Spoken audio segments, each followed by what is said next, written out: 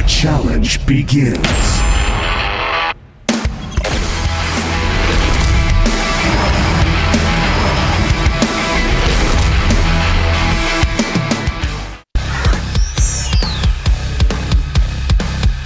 테란이랑 좀 하고 싶은데 네. 다 고만고만해가지고 성균이나 좀 기석이 중에 둘 중에 저랑 뭐 하고 싶은 사람이 있는지 좀 궁금해요. 솔직히 쉽지 않을 것 같고 지금은 저 뭐가 뭔지 모르겠어요. 마음대로 했으면 좋겠어요. 원하는 선수를 뽑아주시기 바랍니다. 박성균. 아무것도 모르는 사람을 뽑았습니다. 네. 근데 진짜 저는 다 똑같아서 뭐 상관없었어요. 그냥 이길게요. 예. 오. 성균이가 얘기하는데 좀 자신감 없어 보이더라고요. 야. 성균이 자꾸 올라가겠습니다. 박성균 선수 어떤 생각 가지고 계세요? 진짜 너무 고민이 많이 되네요. 근데 뭐 맵도 너무 이제 고민이 많이 돼서 그냥 누구랑 해도 다 이제 빡세니까 네. 그냥 뽑겠습니다. 네, 알겠습니다. 아니 그러니까 여기서 윤종이 있습니다. 윤중. 김윤중이 여기 왔어요. 아니 너 왜 나 했어? 아니 너 나 못 이기잖아. 그냥 일단 종족을 그냥 똑같이 맞추려고 그런 것도 있었고 또 저 형이 또 푸푸전은 이제 운빨로 이길 때 많거든요. 그래서 자기도 자신은 있을 것 같아요. 그래서 근데 저도 지금 예상을 못 해가지고 성균이가 좀 정신이 좀 이상한 것 같은데요. 제가 호성킹을 데려오면 택신도 좋고 나도 좋고 둘이 같이 올라가고. 이야. 정말 최우선 선수 고를지 저 여기서 데려가면서 최우선 선수 선택을 했습니다. 김태경, 박성균, 김윤중, 최우선 선택 조가 지금 완성이 됐고 태경이밖에 안 보여가지고 저주에서 그래가지고 뭐 상관없을 것 같아요. Today's matchup: Bisu, Kim Tae-kyung. Mind, Park Sung-kyun. Shuttle, Kim Yoo-jung. Sa, Choi Ho-sung. KT Giga Internet, ASL Season 4, Round 16.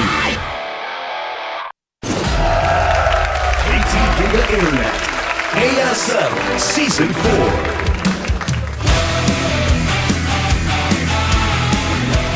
Hello and welcome to the ASL. We are back after Chuseok, the vacation break.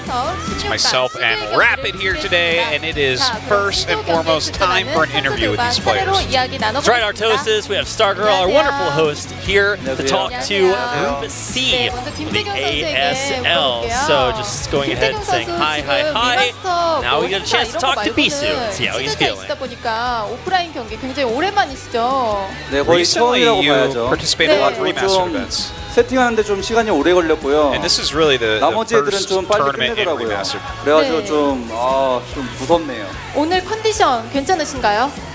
근데 밤낮이 바뀌어가지고 You know, I took a while to get my settings 모르겠는데 right on my 뭔가 저는 computer. 마음속으로는 He was actually sitting up there a long 이긴다고 time, guys. Everyone else was in the back. 근데 이제 He 손만 says, I 떨어지면 was 이길 것 worried that 같은데 everyone else did so 네. quickly. 손이 오늘 잘 될지 모르겠어요. 그러니까 그 점에서 제가 I 여쭤보고 should win 싶은 if 게 my 있어요. hands move as I 요즘 want. 자꾸 손이 안 된다고 이제 개인 방송에서 그렇게 말씀을 하시는데 어떡해요? 손이 안 돼서.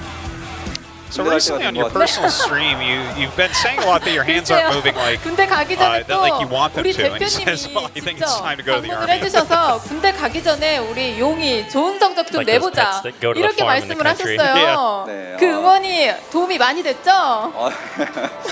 뭐 거의 뭐 마지막이라고 Fans come 생각하는 to 분들도 the studio, they 많아가지고 go to your 저도 stream, they support you. Come on.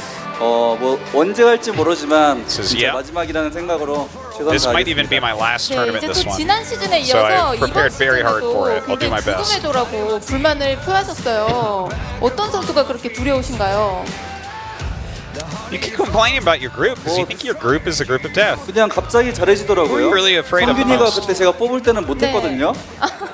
근데 Says all of a sudden 갑자기 everyone's playing really well. 잘해져가지고 신기해요. But mine? 네, 지금 옆에서 He didn't play 아주 so well. 찌릿찌릿하게 지금 째려보고 계신데 네, 갑자기 잘해줬다고 했어요. 뭐 네. 저는 그냥 그런 건 잘 모르겠고요. 뭐 태경 형도 저 자신 있어서 Says, hey, 뽑았는데 mind. Bisu said you didn't 이렇게 pull out that great of 어려운 performances. 척 하는 것 같아요, 그냥. 네. 네, 우리 또 이제 Says, I 박성균 think 선수가 Bisu had 오프라인에서 great 김태경 confidence when he 선수랑 picked me. 굉장히 많이 만나고 있잖아요. 네. 정말 많이 만나는 것 같은데 성적이 그렇게 안 좋지도 않아요. 거의 네, 반반인 그- 것 같은데. 네. 근데 뭐 제가 뭐 You faced Bisu a lot of 썼던 times, 것 같고, 근데 뭐 잘 기억은 안 나지만 뭐 어쨌든 그런 거는 but it seems like you 과거 have kind of a 일이고, 50% win rate 태경이 against them. 형이 이제 저를 뽑았으니까 Says, yeah, but I think it's all record from the past, as all 이기는 records 게 are. 그냥 급선무일 것 같아요. 네, 이제 또 조지명식에서 네. Biggest priority 김윤중 for 선수를 me 뽑으면서 네. is to win 김태경 against him. 선수를 당황시켰습니다. 근데 저는 그래서 So in the group 지금 selection, 별 you 생각 picked 없었거든요. Shuttle, 근데 왜 이렇게 당황했는지는 아직 모르겠어요. and 그래서 that really flustered 윤중이 Bisu. 형 뭐가 된다고 Mine says, I don't know why Bisu 당황하지라는 is 생각을 flustered about 했는데 Shuttle. 뭐가 된다고? 네, 윤중이 형이 뭐라고 뭐라고? Just an ASL champ. I mean, 그냥 come on. 네. 저는 뭐 And he thinks, he says, I think Shuttle is nothing. 김태경 선수 왜 당황하셨나요, 그러면? And he says, personally, I don't really care who I face. I just picked Shuttle. 뭔가 세보였는데 Bisu, why were you so flustered about Shuttle joining your group? 다 네. 강해가지고 제가 그랬던 것 같아요. 아, 네. 더 이제 Because the rest of the 원했던 players, 분들이 아니고 You know, 근데 everyone 어려운 was 것 really 같아요. strong. 성균 입장에서도 뽑을 사람이 윤중이밖에 없어가지고 네, 나중에 생각하면 좀 이해하게 됐죠. 네, 이제 김윤중 선수에게 여쭤볼게요. You know, I think for mine, he didn't have too much choice. 우리 박상현 Because everyone was quite 선수가 strong. 뭐라고 당황을 하냐 그렇게 네. 말씀을 하셨어요. 그냥 Mine, 그때는 좀 Shuttle. 뭐 성균이랑 좀 친해가지고 Mine just said about you, Shuttle, that 좀 you're 하기 nothing. 싫어가지고 뭐좀 당황한 척 했는데 He says, yeah, I have a pretty 생각해보니까 close 왜 relationship with 그랬을까? mine. 그냥 부시고 올라가면 되는데 네, So 올라가겠습니다. 네, 오늘도 그렇고 이 I took a 시즌 big 굉장히 reaction to 만족하시는 것 face 같은데 mine. 어떻게 준비하는데 어려움은 없었나요? 아니요, 그렇게 만족하진 않고 그때는 좀 네. 만족했는데 you seem to be 뒤돌아서니까 very satisfied with 택시는 your group. 그냥 뭐 어차피 Says, yeah, at that time 올라가는 I 거고 was. 이제 셋 중에 한 명인데 박성균이 갑자기 또 But when I think 하다가 about it more 잘해지고 carefully, 호선이 형도 잘하고 Bisu will make it out of the group for 그래가지고 sure. 너무 지금 힘든 것 같아요. But Sok 네, is 지금 playing pretty 시조가 well. 정말 죽음의 조 느낌이 나는데 And 우리 mine 또 plays amazingly 김윤중 as well. 선수 하면은 네. 작년 가을에 So I think 진짜 my group 네. is just very, very strong. 가을의 김윤중 그게 제가 생각이 납니다. Well, he's right there. 네, Basically, 운이 좋았고 everybody very strong. 아 모르겠어 오늘 올라갔으면 좋겠는데 So this is, 호선이 형이랑 did you say it's the 성균이가 fall 좀, season? 어, I hope to make it out of the group tonight. 떨어지고 김태경 선수랑 아니 본인이 리그가 하려면 올라갔습니다. 토스가 I 있어야 hope that mine 되는데 gets eliminated today. And Sok. 리그를 위해서라도 Sok. 저 두 사람은 떨어져야 됩니다. 없어져야 돼요. 아, 근데 제가 윤중이 네. 형이 이제 식을 결혼식 You know, to make the league more entertaining, we need more Protoss in the next round. 지금 막 떨어지라고 하는 거 보니까 이제 그날 좀 바쁠 것 같네요. 아, 미안해, 제가. 성균. 네. Mine says, I know that Shuttle has a wedding in November. 네, 이제 지금 양 선수가 And he 정말 keeps saying he wants me 재밌는 to 말을 be eliminated. 주고받았는데 이제 김윤중 선수의 상대인 최우선 선수 He says, I 이야기를 don't think I have 들어보겠습니다. time to go to his 네, wedding. 안녕하세요. 우리 최우선 선수 요즘 Wow, that's a 좋은 low 모습 blow 보여주고 right there. 계신데 크로싱 필드에서 성적이 Sok, 굉장히 recently 좋지가 you played very 않습니다. well. 제가 1경기 네. 지고 해야 될 But 것 on 같아요. crossing field, 네. it seems like you don't have a very good win rate. 지라고 Your 만든 record seems kind of poor there, actually. 그냥 뭐 Says, yeah, my strategy is just to lose the 네, first 어떻게 map. 데뷔책은 Sick 세워오셨나요? strat, bro. 안 할 게 없어요. Yeah, I'll, 빌드가. I'll win on the second and third map. 진짜. 그럼 아예 그냥 지고 So did 들어가는 you prepare 건가요? well? 1경기는? 아니 그래가지고 뭐 다른 토스들이 연습 Yeah, there's not that 도와준다고 many 했는데 builds I can really play 그냥 안 there. 했어요. 스트레스 받아가지고. 그 So a lot of 정도로 Protoss players 자신이 ask me 없는 if 건가요? they can help 지금 my 상당히 practice. 자신이 없는 모습을 좀 보여주고 But 계신데 I didn't really do it. 근데 I think 뭐 there's not much point. 맵은 못 이기는데 그래도 뭐 네. 윤중이가 못하면은 Well, you don't 이길 수 seem to be 있겠죠. very confident. 네, 또 이제 어제 김태경 선수와 Says, yeah, I don't really like the maps right now. 연습을 하셨다고 해요. 그게 좀 도움이 많이 됐나요? But if Shuttle 아니, plays 어제 poorly, 몇 I think I have a 게임인데 chance. 그때도 스트레스 받았어요. 아니 답이 없더라고요. 게임 맵 때문에. 하면 할수록 답이 없어요. 근데 맵이. 종족 바꿔도 제가 졌다고 들었는데. 아 그때 진짜 Well, 뻥치고 Preparing for the 술 한 games with 네 병 other pro 먹고 gamers 했어요. actually stressed me out a lot. I don't think it 김태경 helped. 선수 지금 네. 왜 이렇게 징징대? 제가 해주고 싶은 말이 있어요. 네, This is not a lie. I drank 4 bottles of alcohol before playing. 네. 너, Bisu 너 says, why are you whining? 들었습니다. 한 말씀 해주셔야죠. 진짜 프로 I only have one word to say to you. You are tearing. Well, it's more than one word, Bisu, but 그냥 we'll 근데 take it. 맵이 너무 안 좋아가지고 네. 그래도 뭐 준비는 많이 했는데 열심히 해야죠. 네. 네, 그래도 이제 또 좋은 모습 팬분들이 기대하고 계실 텐데 마지막으로 Says, 우리 you know, I prepare as much as I 각오한 could. I 말씀 hope I can show it 부탁드립니다. tonight. 최우선 선수부터 해볼까요? 네, 1경기 치고 2, 3경기로 올라가겠습니다. Okay, any last words to each other? 아주 좋습니다. 우리 Sock 김민준 says, 선수 okay, I'll 부탁드립니다. lose the first map, and I'm going to win the second and third and make it out. 오늘 올라갔으면 좋겠습니다. Okay, shuttle you. 네, 좋습니다. Today, I 박정희 really, really wish to 2경기 advance. 이기고 2승으로 올라가겠습니다. 오, 굉장히 좋습니다. 저도 Says, I'm going to win 2 maps right in a row and make it out. 오늘 올라가는 게 목표라 열심히 I'll do my best. 해보겠습니다. 한번. 네, 좋은 모습 Bisu says, 기대하겠습니다. to make it out of the group is my goal today, and I'll play as hard as I can. 정말 재밌는 Joker 경기가 game, 기대가 fine fans. 됩니다. Good job, 자, Bisu. 그럼 지금부터 Yay. ASL 시즌 4 And that's our interview. 16강 Cool. I think we 경기를 learned a 바로 lot about 시작하겠습니다. each one of the players. No doubt about that. I think mostly I'm just excited to see these guys play. You can see we have an absolutely packed out crowd. There are more people that have been in this studio this season. I think that's kind of safe to say. Yeah. You see it packed out the back. Just crazy, man. Like, I mean, there were so many people when I got here, and I was here like pretty early today, and I mean, the whole area is crowded. And on Sundays, this area is dead because it's only businesses and the ASL studio. So, Well, like, I think we know what's more important today. yeah, no, I mean, it's crazy how many people are here, and just standing room only and all that. People are totally hyped. They were getting super excited when everyone walked in. Like, Bisu walked in with a mask on, and as he was getting through the crowd, they realized it was him, and there was this that went up. It was so, I heard it from the makeup room, and I was just laughing my ass off, man. It was so funny. But people are super hyped for this group, as they should be. The greatest Protoss of all time, the greatest Protoss in the world currently, is playing here tonight. He says it might be his last tournament because he's thinking about going to the Army. This is something we have to remember is that we have not had Stork, Bisu, Jaedong, or Flash go to the Army. That is, you have to do that as a Korean.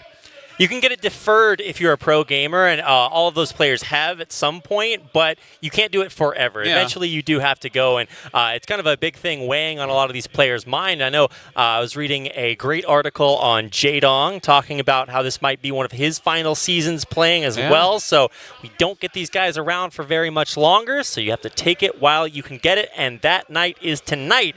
You get to watch Bisu play, and of course, Mind, another Royal Roader as well, gets to play against him in the first match. Do you know who he killed in his MSL victory? That would be Bisu. That is correct. Mind Indeed. he might be the reason why we've never had a Protoss Bonjour. Realistically, right? Because he stopped him in his tracks? Bisu came up, destroys his first MSL victory against Savior, hits the finals of the next one against Mind, and we're all sitting there, we're like, this guy is just the greatest Protoss ever. He's completely on fire. He's killing Nobody everybody. could beat him. He was and winning then everything. Mind out of nowhere, he's like, I'm the smartest Terran in the world, and he just killed him. Okay, it was like one of my favorite finals that I've ever seen. It was just this brilliant play from Mind. This was actually a time, like, during that victory and then, like, the following months, there was really kind of this feeling that Mind and Flash were the co-leaders that were going to come up and lead Terran into the future. Mind fell off a little bit. So it's really Flash that we always think of, but Mind, I mean, what a monstrously smart and good Terran. Absolutely. Now, he's definitely not where he used to be, and so when you look at the 4 players in Group C today, you can see which players have advanced from our first 2 groups and Group D coming up. But when you look at Group C today, Bisu and Mind feel like the 2 biggest names, but you have to look towards Sock and Shuttle, or Eyewater as he's called there.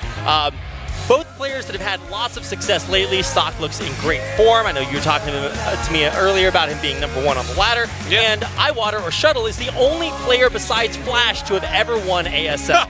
That's a good way to put it, actually. That was when Flash was still warming up. Yeah. So we gotta back off a little. Like, he is an ASL champion, yes, but that was like the season when all the big names were still. That was the making their warm-up comeback. ASL. Kind of, yeah. And I hate to like word it like that exactly, but it is true. And he hasn't been able to deliver since then, but he's playing well this season. He's kind of in good shape. He has potential to make out of this group, but as you were saying, Sock has been in great shape. He's a really, really strong Terran player right now, and he's shown a big range of play too, but it sounds like he's not very confident for crossing field. Right, yeah, he's saying I'll lose the first map and then get out later on. Well, he actually had a super strong trip through his group. He was able to take out, I think it was Stork, and then eliminated last to make it out of his group 2-0. I think that really just surprised everyone. We're like, whoa, this guy's actually just really, really good. He's looking very strong coming in to a very strong group. By the way, these graphs down at the bottom, it shows all the 12 other players in the round of 16 vote on who they think gets first and second. 11 people thought Bisu will win this group, and 1 person thought that Mind will win the group. And I assume that 1 person is the one who thought Bisu would get second place in the group. So that's kind of like, I wonder who that is. It's probably a salty Protoss. I'm glad that they hide people's identities for their own safety. It would not be safe in this studio. So here's a look at our first player for our first map of the day. This is Kim Taek-young, Bisu, the Revolutionist. He is an insanely good Protoss player, the best in the world right now, I think it's safe to say. Yeah, he's in sick good form, man. Like, when I'm watching StarCraft 1 streams, and it's generally Terrence that I watch the most, but when they're playing against Bisu, damn do you know it, okay? He is just monstrous right now, even in PvT. Of course, always known for his PvZ finesse. But if he can make it out of this group, especially in first place, first off, if he gets first place, he doesn't play Flash. Second off, there's 2 Zergs that got second already, and definitely another one could get second tomorrow, or not tomorrow, Tuesday. So I'm just saying, I'm looking at this, and I'm like, Bisu has a pretty clean path to top 4 if he gets out of this group. Right, and I'm glad you pointed that out, Artosis, because winning this group is everything to all of these players because it means you don't play Flash. Yes. That's absolutely huge. You do not want to be in that guy's sights that early on in the tournament. And, Mind is not a guy that we've seen for a while. He actually skipped last season of the ASL. He didn't wind up qualifying. And while he did play in the last season of SSL Classic, he didn't go very far. He made it to the first round of playoffs and got 2-0'd by Sulky. So the biggest thing for Mind is to kind of finally show us, hey, I have what it takes to make it with some other best players in the world. He definitely was a top Terran back in the day. I'm hoping that he can show his skills here tonight. The 2 most storied players in the group going to face off first. Who's going to take it, man? It's crossing field.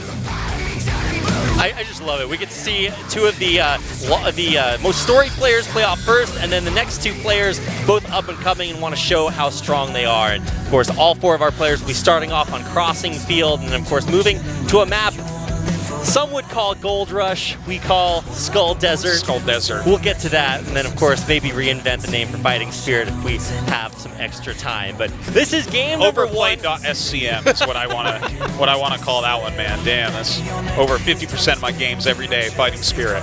Yeah, every game I've played on Fish ever, basically. Yeah. Okay, game number 1, Artosis. It's Bisu versus Mind. Bisu, of course, favored maybe to get out of the group in first place. He's a legend. Everybody has come to see him play. We get a chance to watch him in our first game of the night. Bisu taking on Mind. Let's go ahead and get into it. Fight!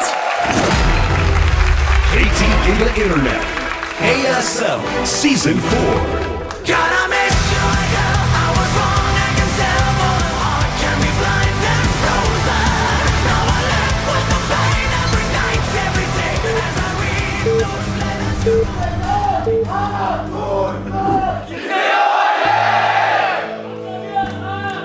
Alrighty, our Protoss player in the left-hand side, the greatest in the world, it's Bisu. And of course, Mind will be over on the other side of the map. There he is. Terran. Yep, spawning in the, I guess that's orange. Yeah. Slightly darker orange. One of these days, I'm going to put that in like a screenshot in Paint and find the exact shade in my Crayola crayon box for what that is. Had one of those 60. There was one of the 128 boxes growing up. Oh, the one with the pencil sharpener in the back? Ooh, that's a fancy one right there. That was when my parents were trying to decide my purpose in life and decided I was going to be the next great artist. And of course, all great artists start off with a 128 box of crayons. Sadly, that did not work out, and I had to become a commentator instead. You tried to become the next great Artosis. That guy started off with a big box of crayons. That's why he's so good at art. If I just stuck with it, man, I too could draw good fan signs. Fortunately, you did not. So here we are, commentating together. Welcome to the studio, everyone, today. It is just packed here. Those are like the two luckiest people along with everybody else who got a seat. They're in short supply. I can't even draw like a little face like that, Artosis. I ran into some StarCraft fans at a coffee shop nearby as I grabbed my coffee. I'm like, oh, that's great. You're down here to see it, huh? And they're like, yeah. But we didn't get here early enough for seats. And this was before I got there. I was like, oh, really? Wow. Okay. Yeah. So they're standing somewhere. Cheers to them if they have headsets in. But, you call yourself a real fan. You don't get here 2 hours ahead of time. Well, actually, the real fan is the one who stands through the hours of matches, to be honest. The final game ends and they try to move, but they don't realize that their legs have not moved the entire time and they're actually just atrophied. Okay, we should talk about some StarCraft and see exactly how the players are going to open. There's a safe back expansion, but it runs out of resources really quickly, and it does look like both players are going to opt to start there. Yeah, because it's Command Center first and it's Nexus first, that's going to be the one you take. It just makes more sense. With the probe coming out quickly, you could kind of make sure that there was no proxy shenanigans really going on. And, I mean, both of them are completely safe. Ooh, gas steal, but... And look at that probe, by the way. Now, this is one of the most annoying things. Look at this. You can tell he's in sick shape. God. Do you see that? Look at it. Oh, my God. Oh, I'm so impressed and angry at the same time watching this. That probe, the probes have higher acceleration rates than SCVs. They just... That's one of the things, because Protoss units cost more, so when they originally made the game, they're like, okay, we'll make the probes excel a bit quicker so they can mine a bit faster, right? I don't even understand. You see someone like Bisu literally at exactly out of... They also have more range than SCVs. At exactly out of range, kiting the SCV that quickly, that's some of the best probe micro I've ever seen in 19 years. Oh, my God. Oh, my God. The 8th wonder of the world is Bisu's probe. He's mining gas. Of course out of he the is. Stolen one. He's stealing gas. You know what? Mine is going to be 8 gas away from what he needs to win the game, man. Oh my God! And of course, it's not too terrible to have your gas stolen here because you can just make it at your back expansion. But it's a depleted geyser, I believe. So there's like half as much gas, or I think 60% less gas there. Oh, is there? Okay. Yeah. That base is actually kind of microscopic when it comes to resources. All told, not only does it have less. I thought it had less patches, but... That's funny, I actually wasn't aware. Once you get all the way to 0 on a geyser in StarCraft 1, you mine 2 at a time instead of 8. Yeah. But yeah, maybe it just starts with less gas than the other geysers or something. Well, I think that's important to note, that you can actually still mine from geysers. If they do deplete, you just don't get very much. Yeah, but it is something which actually can make a difference in really, really long games. So it's always okay to kill your opponent's miners that are on their gas, even if they're mining 2 at a time. That's very late game. Sometimes you need that gas. Definitely. And it should talk about this map. You get kind of 3 bases for free. You've got that back natural, which is super safe and pretty safe from all harass. And then you've got your natural expansion, which you can kind of wall off and make that pretty safe. But then from there on out, it's like, well, I kind of have to make this awkward arc to get my 4th. And from there on out, it's like, well, where do I go? Nobody's really going to take those middle bases. So while you might get a big swell of minerals from your first 3 bases, towards the late game, it's like, well, where do I go? How do I fight for the last shreds of minerals on the map?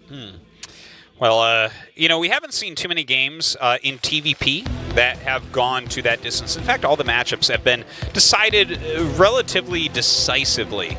Okay, let's talk about this for a moment, though. He actually decides to go ahead and take this ramp. Notice that SCV. This is something I've been preaching a lot at ASL, is that SCV on the ramp. If you have an SCV on your ramp, hold position in front of your Marines, nothing early on breaks it. But sometimes we see people lose because they have only their Marines there. So Mine playing a little bit extra safely. He knows that his factory was slightly late due to the stolen gas, so this is a great move.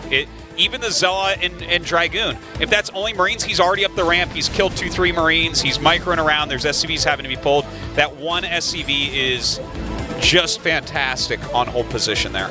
Now, the SCV scouting was actually picked off right before it saw the robotic support bay that Bisu had thrown down. So Mine doesn't quite know what's coming his way. He's still pretty in the dark, and he doesn't have another unit out there on the map to scout. So until he either gets scanned or something like that, he is going to be playing a little bit blind. Now, by the way, the build that we see from Mind, this is the greediest thing that Terran can do against Protoss in the entire game. It is command center first, into one factory, third command center, with an academy and an armory before your second factory into your eBay. And the thing is, you need to get the eBay at that point because you're not going to hold on against very much if you don't. I mean, this is the ultimate greed that he's done. So as long as he blocks the Reaver, well, he's going to be in good shape. Yeah, and on the other side, it will be up to Bisu to try to get this damage done. Now, when it comes to like avenues to get in and get damage done, that back expansion is pretty darn safe. I mean, you can already see Last moving over here to try to see if there's a shuttle coming along the very bottom of the map. But Bisu's actually found kind of a nice little hole in there that might catch Mind off guard. Looks like he has a turret up right where this shuttle is flying to. Okay, that is some quick Wow, turret. he doesn't even take one shot from it. Yeah, that's really good. I like where you hit that, by the way. The tech there for his carriers. No one's been putting their carrier tech really right there, so that's kind of cute. But yeah, look, he's got the turret ring, and truthfully, it has been figured out that turret rings are worthwhile against Reavers. Pros are so good with Reavers. Just make the turret ring like you're playing BGH Islands, okay? Just don't deal with that Reaver. If they want to commit the Reaver, they're going to lose it, okay? And so just putting that up, very, very nicely done by Mind. He doesn't really have to worry too much. He doesn't have to watch too closely against this. Still kind of marauding, looking for any avenue to get in. And so it looks like he's actually found a way to get all the way up close and personal with that natural expansion. He's going to drop the Reaver off towards the top and might actually be able to find a nice way to get a shot off on, well, not the SCVs, but picks off a Marine. But yeah, look how hard it is. He found the one area where he could land a Reaver within distance of things worth hitting, and that's all he got done with it. So far this Reaver has really not done anything, but he's not counting on the Reaver having to do something. Just the fact that he has the Reaver will slow down any pushes, any move-outs, because he can kind of do a light contain with it, and that buys him time for his 3-base carrier. Now there's a scan at the front. I don't know if we've seen a scan towards the back of the base, because Mind will definitely need to know if there are these carriers coming his way. And it looks like with already one starport done, was that a second starport that he was building as well? No, that was a science facility. Okay, all right. Yeah, if he was going Wraith, that would be kind of interesting. You know, you can go Wraiths technically to block carriers, but you have to catch them the first time, the very first thing you do. Now, this is quite a quick move out with Marines and Siege Tanks. What he's counting on is the fact that he had to have scanned that this was carriers, by the way, because if your opponent gets Zealot legs and you're moving out with this, oh no, you everything lose the game. dies. Yeah, the game is over, Bisa wins. But you can see he's actually really altered what he wants to do here against Bisu thanks to knowing what is on the way. He's fighting against a Reaver. Tanks can beat that. Uh-oh, though. He's actually taking quite a bit of damage. Oh, my God. But look at the control. Picking up and dropping the Reaver safe and sound behind all this. His Observer is still safe as well. He kills another tank with it as well. Yeah, look at this Reaver. It's such a hero, slowing everything down so much. Bisu holding on at this point. This is really magnificent. Oh, and these tanks are actually in a lot of danger. Another one gets picked off. Those Vultures doing a nice job to slow those Dragoons down and keep them from just pushing forward. Even now running just a few of them through. 3's kind of the magic number. You want to get them up the ramp, and with Mines on top, this is going to be rough to clean up. All right, the Mines definitely going to slow down the Dragoons, but those were already low on health. The carriers clean them up.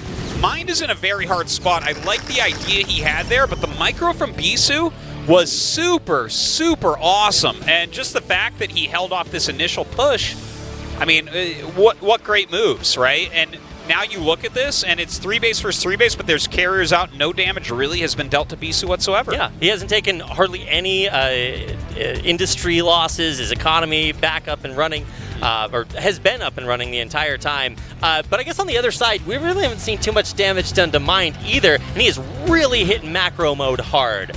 Yeah, it's like he lost early siege tanks, so that's the main issue here, because it costs a lot of gas to get your upgrades, get Goliaths out, and get your siege tanks out, right? So that's where most of his pain lies in. And the thing is, I like the move that he was trying there, right? If you identify that your opponent just is not getting Zealot legs, that he is almost completely Dragoon, Marine siege tank just slaughters Dragoon. But Bisu there with that Reaver making all the difference. Now, how many carriers does Bisu actually have? I've only seen these 2, so Yeah. I'm guessing he would just stopped at 2 because he knew it had been scouted, so the surprise is gone?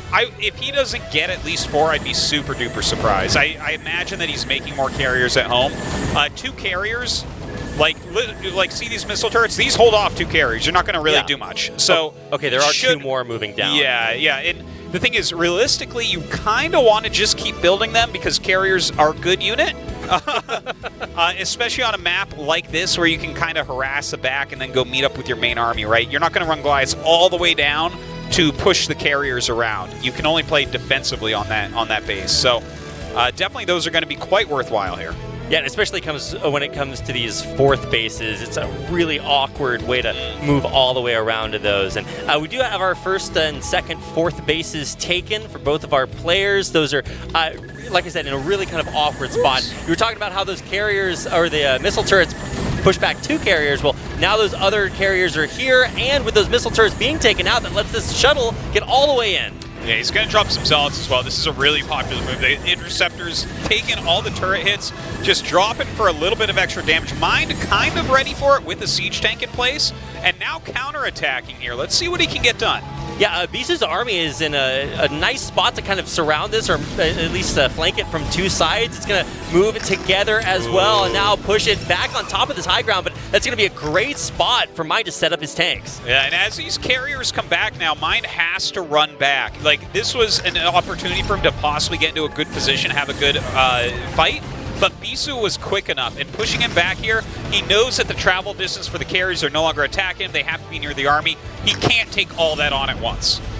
Now, I don't know how good a map this is for carriers when you're not like sticking them against the edges over those unpassable pieces of territory. Because when you do have them out here in the middle of the map, if you misjudge your opponent's Goliath count, then that can be a recipe for disaster. And right now we might see these Goliaths just move right underneath Bisu's carriers, start to try to pick them off 1 by 1. Well, you see, that's a really good pickoff right there. Still a lot of carriers, though, and definitely worthwhile for them to be hitting a little bit on all these units. But look, I think a big problem with what's going on here, imagine Mind's army with 6 more siege tanks right now, and then also, how many Dragoons? Like a Reaver, and then, like, let's say 6 Dragoons for Bisu died or something like that, and a couple Zealots. The difference is phenomenal for how much better a position Terran would be compared to Protoss. So just something I like to look at and kind of think about in relation to this game. Is his ground firepower strong enough to actually push right now? Like, he's holding on fine, but can he actually attack into Bisu? Yeah, and basically the only thing coming out of his factories is Goliaths and a few Vultures scattered in there as well. So you're not really going to be able to fit in, hey, I just need 8 more tanks right now. Yeah, it's hard. But it does look like we have finally evened things out. Bisu now once again kind of pushing down there towards the bottom, looking to find a way into either that back expansion or a way to just come around the corner, around the side of Mind's army that's sieged up on that ramp in the middle. All right, still trying to push down a little bit, but look at this. The carriers are getting some damage done, just a little bit, you know, poking in, making them make more turrets. That's worthwhile. Oh, God, and now he's going to have Psystorm. This is where it gets really hard as a Terran player. Yeah, Goliaths are, I guess, kind of the Terran Dragoon in the sense that they do kind of glitch up against each other, and they form these big sort of, like, they're the Rice Krispies and the Rice Krispie treat, and they get all up in each other's grills. You got to storm right on top of them. I like it. Yeah, if he gets some Psystorms off of these Goliaths, oh my God. Big Psystorm right there. Ton of damage being dealt. Carriers starting to pick off siege tanks. Look at that. 2 of them get picked off in a matter of seconds. The Zealot's going to close in here on top of the Goliaths as well. On really good carrier control there, although he does just lose that one right there. There's a deep tank line behind this, but the Goliath count is actually pitifully low. Yeah, it is low indeed. He's had to make a lot of siege tanks here as well. And now those siege tanks starting to take some massive damage, but only carriers left over here. If he can get most of his siege tanks out alive, still he'll have a chance. Well, I mean, that is just going to be a lot to ask here. There's no more Goliaths left, and even with the ones that are being completed, they're only coming out one at a time. They just keep getting picked off, and man, that's actually going to allow Bisu to expand to Mind's side of the map. Man, these carriers dealing massive amounts of damage. You have to make so many Goliaths here, and the amount of siege tanks he's lost, he can't just make those because Bisu's ground army is going to come swarming over here soon, and if you're on just Goliath, there's no way you're going to hold that off. Yeah, just like you said, Artosis, here comes the ground army behind all of this. These carriers have just softened Mine's army so much that when you have speed zealots running all on top of these Goliaths, I mean, they just can't target everything. Yeah, look, another carrier goes down, but that is okay for now. The Zealots really helping out against these Goliaths. Targeting down siege tanks now as well. Bisu is really starting to close this game out.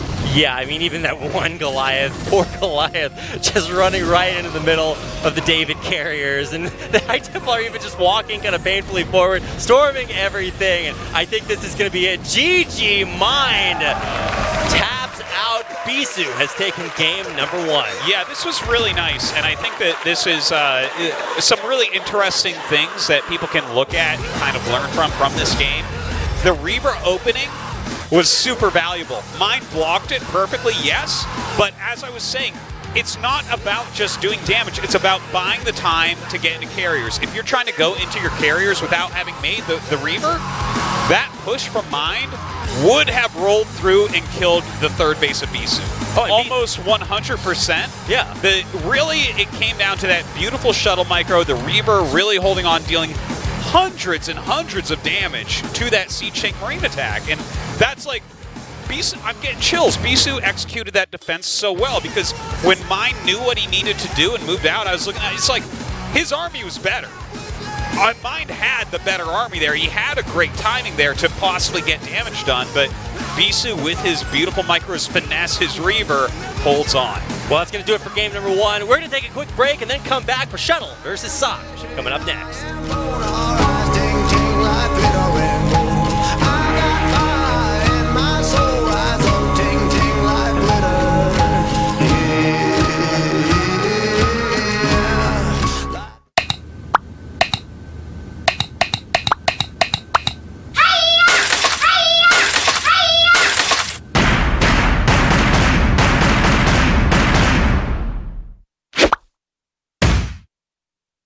우진아, 나 가영이. 우리 사이 그냥 친구라고 생각했는데 요즘 네가 다르게 느껴져. 만약에 말이야, 내가 널 좋아한다고 말해버리면 어떻게 될까? 닿을 듯 닿지 않는 우리 사이는 검색창에 레진 코믹스를 검색하세요. 저기요, 우리 아빠 좀 찾아주세요. 저기요, 우리 아빠 좀 찾아주세요. 아빠, 이제 나와도 돼. Halloween 2, he's back.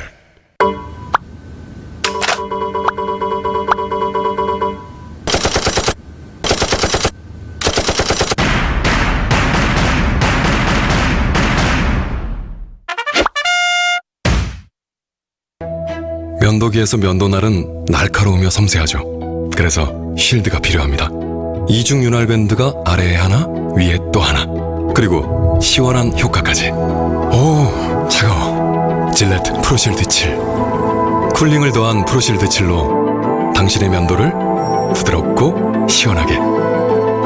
질레트 프로실드 7. 남자를 위한 최상의 선택. 프로실드 7과 프로실드로 최상의 면도를 경험해보세요.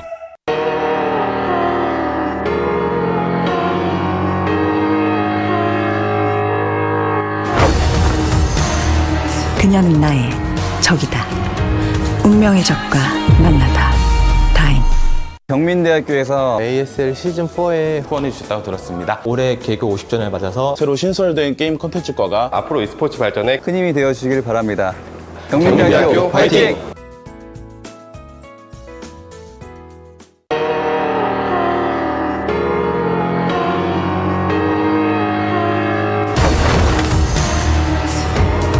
그녀는 나의 적이다. 운명의 적과 만나다. 타임.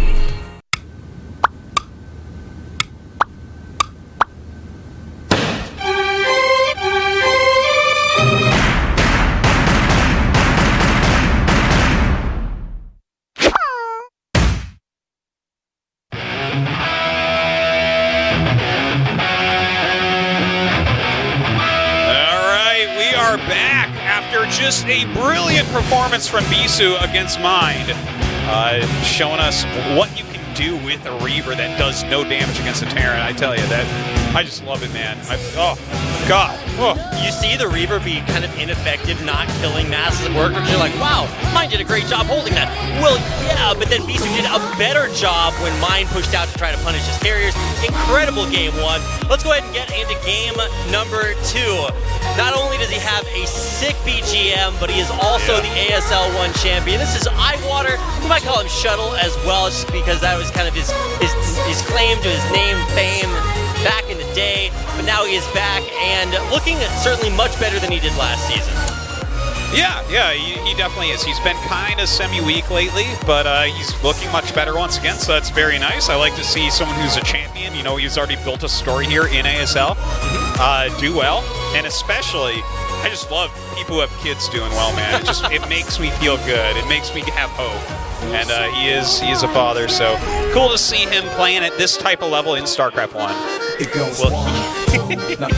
Here is Sock, who has a different kind of a great intro song, but another player that is very improved. 2-0'd a very, very difficult group, taking out Stork and Blast. And this has been a crazy ASL to just see some of these legendary names, Last, Best, Effort, all gone. And we have players like Sock proving that he deserves a chance to prove how deep he can go, and he's going to have to do it here against Shuttle. And he's playing really well, man. Like, he's in very good shape. There's lots of jokes and memes about him in Korea because he likes to drink on stream and stuff, have fun with the stream in that way. If I'm not mistaken, he's one of the guys that really likes to watch girl streams as well on his stream. I guess that's a thing out here. But, like, I mean, the guy's got personality. He's a funny guy and a very, very strong Terran, but he says he really dislikes this map. Yeah, he was actually talking in his interview about how he's just gonna lose the first map but then come back a little bit later on. That already means he's hoping to come out in second place. That means he's placing against Flash. I don't know, man. He's got a rough road ahead of him. Let's go ahead and get into game number 2. Shuttle versus Sock. ASL Season 4. Gotta make sure I was wrong. I can tell for the heart can be blind and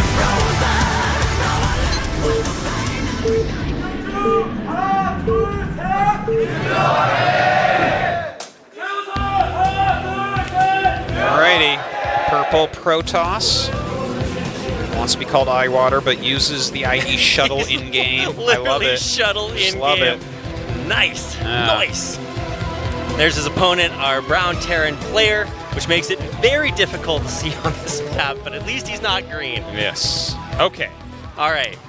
But yeah, you know, I think I know why Sock doesn't like this map as much. Because, well, the games that I see of him, right, when I think of his type of play, it's closer to fantasy than Flash. It's not timing attack based, I feel. I haven't seen as many of Sock's games as a lot of the other guys, but I mean, I've seen all the ones that he's played professionally on TV here and stuff, but like, it feels more like he's a little bit more of a scrappy Terran, like he's more of a vulture guy than a tank guy, if that makes any sense in this matchup, and this map in particular it feels like is better for players like Flash, who, like Flash will have the maximum amount of units with the maximum amount of upgrades at the earliest time out of everyone, right? And the closer you are to that, the more powerful you are on a map like this, where it's not as much finesse from Protoss. It's not like Arbiter-based play, but it's like carrier-based play. Like, you can overpower a carrier player at a specific time if you are Flash, or Flash's style of play. Do you know what I mean? Right, and then you have on the other end of the spectrum, kind of the loose players or guys like Fantasy, who would instead be your carriers by, for some reason, having 12 Valkyries that you just never saw the whole game. You're like, okay, well, I guess that works. Getting some vultures into some mineral lines. Yeah. The mines are everywhere, you know, things like this, where it's like, well, you know, maybe you didn't hit your timing perfect, maybe you didn't macro perfect, but that's not how you have to play the game. There's a lot of different ways, right? But this map, he's having time. Oh, the sickest sneak by. That probe been dipped in butter. It's the lobster probe. Lobster probe. Yeah, you dip in butter. No, I definitely do get it. Sees that this is just going to be a barracks expand. I mean, that is a super popular build for this map and other maps. Yeah, I wouldn't expect. We're lucky in the fact that we get to see kind of two very different TVPs, and you know how each of our players decides to play the matchup. We probably won't see quite as greedy a start as we did from Mind here, but probably also on the other side. It's going to be interesting to me to see what Shuttle goes for, because that early carriers coming out, you just like go 3 bases as fast as you can, and then throw your carriers out there. That was something that Mind scouted at a very key moment. So if that's the way Shuttle wants to go, then you know there are a lot of other boxes that Shuttle has to check in the same way that Bisu did. Yeah, and I mean that's kind of been the more powerful way that we've seen people playing this map for Protoss First Term, but that doesn't mean it has to be played this way. This is kind of one of the beautiful things about StarCraft, both 1 and 2. You don't have to do anything. Like, you can do whatever you want. Oh, I embrace that strategy every game, Artosis. Yeah. And I mean, I don't mean like you can open eBay first against Protoss. That's not what I mean.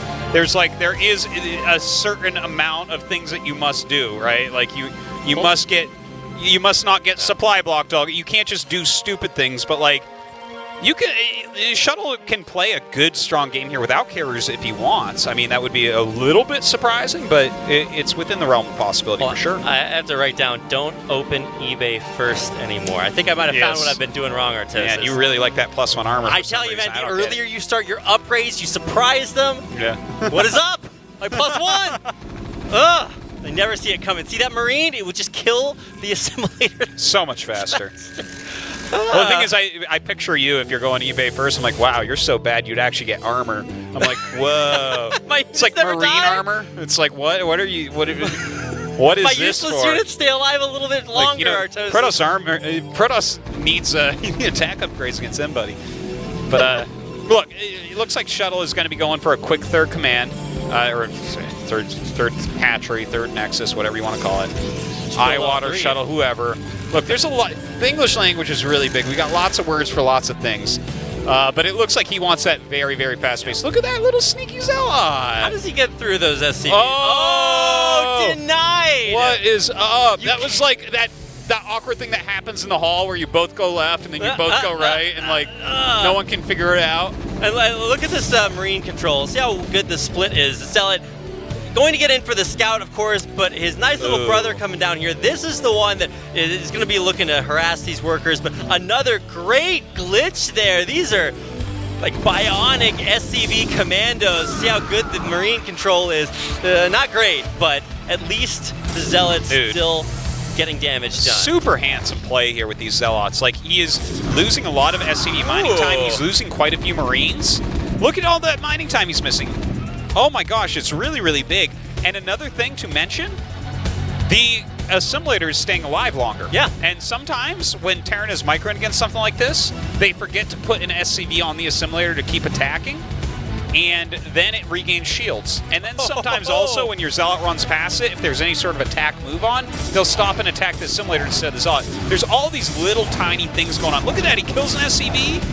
Dude, this is like legit Zealot So he had harass. 3 SCVs Just with 1 Zealot. Fantastic. So well done. You look over and like Bisu standing behind him with his hands on the keyboard as well. Seriously. That's that kind of control. Wow, and only just now is the refinery started in the main. So, wow, that is really going to delay the gas income, and of course, it's going to mine it out just that much faster in the back natural. And here come these Dragoons up at the front with that range advantage to continue to tax that economy. A lot of little tiny things going on here. Of course, Sock is by no means out of this game. None of this is game-ending or game-breaking. Eyewater has just been gaining slight advantages here. But Sock is fine, right? His siege run finishes. Okay. He's stable. He's getting all of his detection up. He's getting armories going. His third command center's done. So he's fine. The next stage is defending the Reaper. Right. This is a map that I guess we're starting to figure it out and try to see, well, what is the strategy that is most acceptable here. I think the most common one we're seeing is a relatively safe, okay, I kind of get 3 bases, and we're going to figure things out from there on out. Something, it looks like a pause was requested, and I'm a little bit confused. Okay, finally, Sock pauses it. I saw it someone hit an F10, like our observer, probably. I don't know, maybe the pause wasn't there. Maybe it's like some sort of weird he might be like an observer rather than a referee or something. Didn't they do something like that with Remastered? Well, yeah. There's 4 people in every game. There's an observer, a referee. I think there might actually be 2 referees, and then the players. But yeah, so maybe the wrong one hit the wrong key. I don't know. We'll figure out what the issue is here in just a second. Well, whatever it was, Sock needed a little bit of a pause ski there. So luckily, it doesn't look like any damage was dealt during that time. No players' units were on the other player's side, so the only thing that would have been done is, okay, he got a chance to build the building instead of like pausing right before. Not that much. Yeah, I mean, everything seems fine. Taking a look at the numbers overall and everything, things look pretty normal for what's happened so far this game. Protoss about 20 supply up on the Terran, which is kind of the way things work out. It's okay. You know, he lost some mining time, a couple SCVs, Marines and stuff for those Zealots, but like also don't forget he's getting his upgrades. He's only on 1 factory. His supply will kick up a little bit in a minute here. But that's actually interesting to talk about. You know, with StarCraft Remastered, we finally get to watch Brood War, and we have the additional information that we can watch, things like resources coming in and supply, but that's kind of misleading. I always liked Brood War with no overlay because it forced the viewers to be a lot more intelligent because you had to make use of what information you saw. This guy's from Canada to watch StarCraft 1. Best day ever. He's right. It's a great day. He wrote it in Hangul. So. He chose a great day to come down as well. Pretty good. This is an excellent group. I was just talking about how supply doesn't always mean as much as you would expect. Yeah. Because it should be a little bit different, but the sign was more important. The sign was important. But there's actually a lot of signs from a lot of foreigners here. I don't care for necessarily having too much information within it. The suspense is harder to build. I've kind of droned on and on about that in the past as well. Okay. But well, this was my turn to drone on. Yeah, no, definitely. It looks like Sock has some sort of problem with his keyboard, I think. So we'll see. He'll get that fixed, I'm sure. We'll figure something out here. It's like, Mong, I just candy bar on my keyboard. Like, well, isn't that a different keyboard? It's like, no, we share the same keyboard. I don't know. A lot of pros. It used to be every pro had the exact same equipment, almost to a T. I guess we can talk about that in the next. Yeah, the DT35, and a lot of them played the same mouse for many, many years. It was a small Logitech mouse and had the same mouse pad. Everyone basically just copied Nada at some point, but we can talk about that at a different time. It looks like that Reaver play is gonna be coming out here now. Did Sock make his eBay? Because his eBay, like when you go for this super greedy play, like we saw mine do it as well, right? You're not going to hold on against things like Reaver without that eBay. So there's the eBay. The eBay feels slightly late, but the reasoning behind it being slightly late can definitely be because of the Zealot pressure. And it could also be because he needed a pause there. If something's going wrong, right, you can get thrown off just slightly. And if you don't have a pretty sharp timing here, I mean, there's a Reaver in that shuttle, right? If he pressures the front and then flies in with a Reaver and the turrets aren't ready, this is where you can start taking some real damage. Yeah, that's what's about to happen. If you do have a nice siege tank spread, then it can be a little bit rough to find a place to put your Reaver. But correct me if I'm wrong, but there should also be like maybe 1 or 2 Zealots in the shuttle Yeah, as well. if he has 2 Zealots and a Reaver, and he's going in there and there's only 3 siege tanks to defend, that's pretty good for Protoss. Oh, he's actually going to push the bunker with this. Yeah, he's actually just going to crawl all the way up here. And wow, yeah, that bunker, no SCVs there in time. Those Marines are not going to last very long. Shuttle speed here as well, dropping a Zealot on top of that siege tank. Bad micro here on the Dragoons, though. He could have definitely stood up and killed that a bit quicker. But now he's going to look to get a shot off on those SCVs. Doesn't find the one he was looking for. But, man, this is already starting to be pretty scary. I definitely thought he was going to run around behind. But, look, he's doing the exact same build Bisu went for as well. Yeah, you know what? I wonder, right, because he went straight into the shuttle as quickly as he really could. I think he just assumed that there would be turrets up. Because generally you have a pretty solid timing, you know, or I don't know. Maybe he just thought breaking the front was the best course of action, but it didn't work out as well as it could have. It wasn't bad necessarily, but I don't feel like that was a super worthwhile play. Did he advance his cause? I don't think so. I mean, he got rid of the bunker, he killed off the Marines. Yeah, okay, man, when you watch these shuttles fly with shuttle speed, you realize how actually small this map is. They just went back, picked up more units, and now they're already running in. There's only 1 turret here. He's going to get a full 2 shuttles dropped off.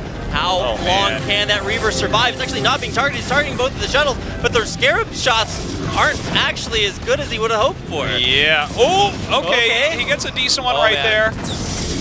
Might kill the Sea Chink if he gets one more. Yep, there you go. Okay, so, I mean, the Reaver did okay, but overall, that's 2 speed shuttles and a bunch of units. And it doesn't feel like they quite did enough, to tell you the truth. He, like... I'm not a really big fan of how well that did, to be honest. You know, he did kill off the missile turret protecting the backside of the main, and now he's going to get one or maybe even both of the missile turrets here in the back of that rear natural. So, I don't know. I mean, even that is going to kind of soften up that area if he does want to put this Reaver that's just popped out into another shuttle and try to run it back in there. Well, he's definitely going to have to make another shuttle if he has a Reaver just sitting there. That is the saddest thing, is a Reaver without a shuttle against Terran, nonetheless.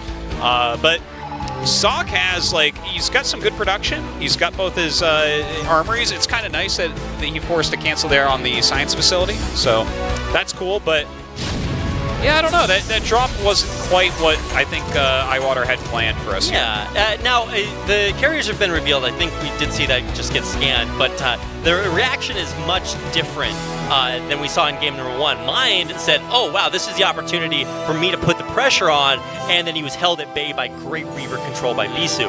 This time, it's actually just been consistent pressure and aggression by Shuttle, and Sock has just really never been able to get out of his base. Yeah, he's still just kind of chilling back at home, macroing up right now. He's going to want to hit that 2-1. He's made some more turrets, so hopefully he can kind of hold on over here for now. Look at this. Once again, sending in those interceptors to block for the shuttle. And here comes that shuttle. Yeah, he's going to get every unit dropped off there. The shuttle survives. Oh, man, if he hits the SCVs on the ramp! Oh, my God! Oh, that's a good hit right there. He's got 6 kills now on this Reaver.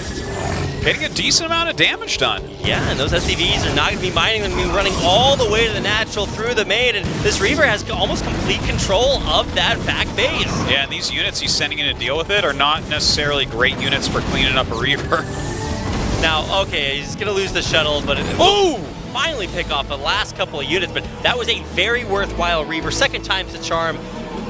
Use those carriers very well to kind of buffer for it and get the damage done. Yeah, Shuttle, you know, he's really pulling stuff together right here. Like, you know, the first 2 attacks didn't do so well. That one was really, really nice, and he's slowed Sock down significantly. Sock's supply is not where he wants it. He's massively supply blocked right now.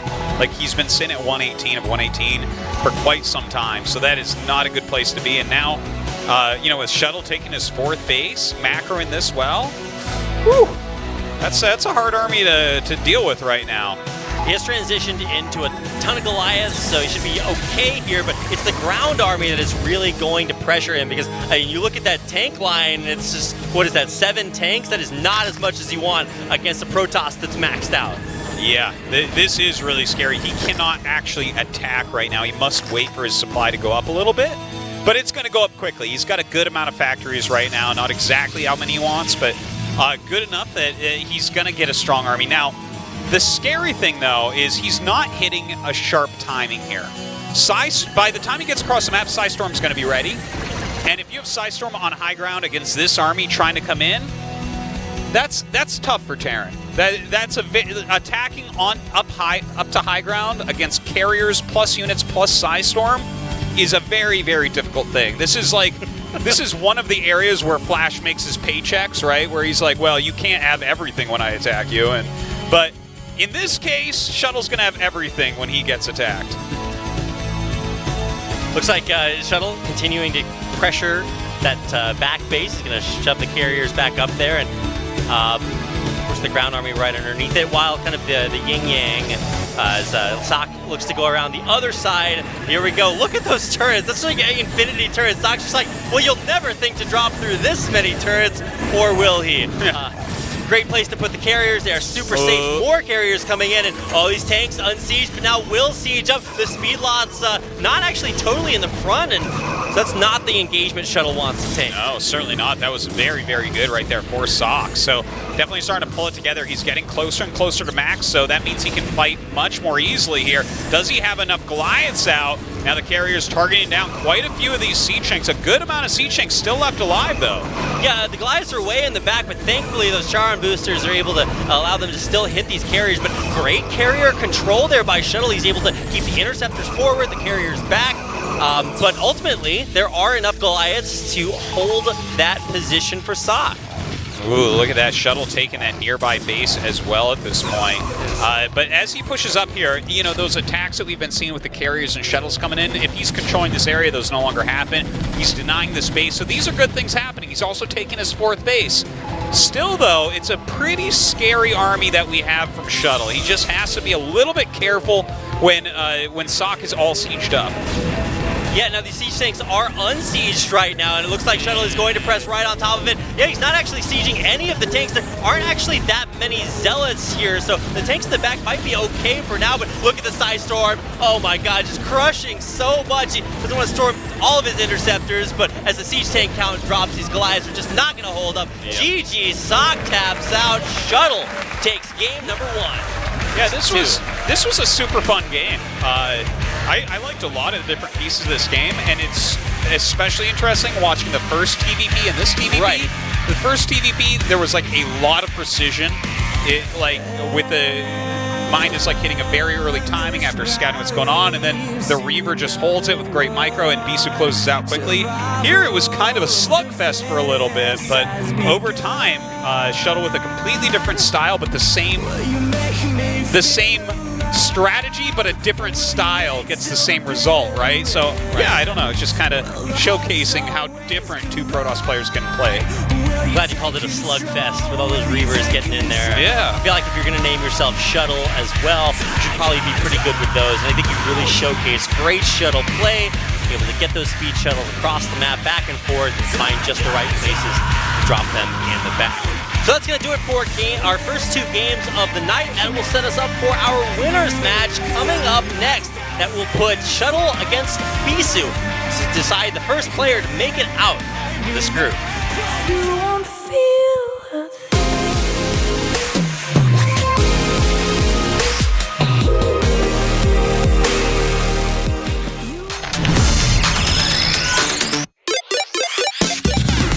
큰일 났어. 이영호님이 나 뽑는다는 소문이 있어. 아니야, 이영호님은 나 뽑아. 나 1픽이야. 영호님 커피 좋아하시니? 아, 근데 실력이 좋은데 그래? 지금 없어 주고. 내가 박준호라고 말해.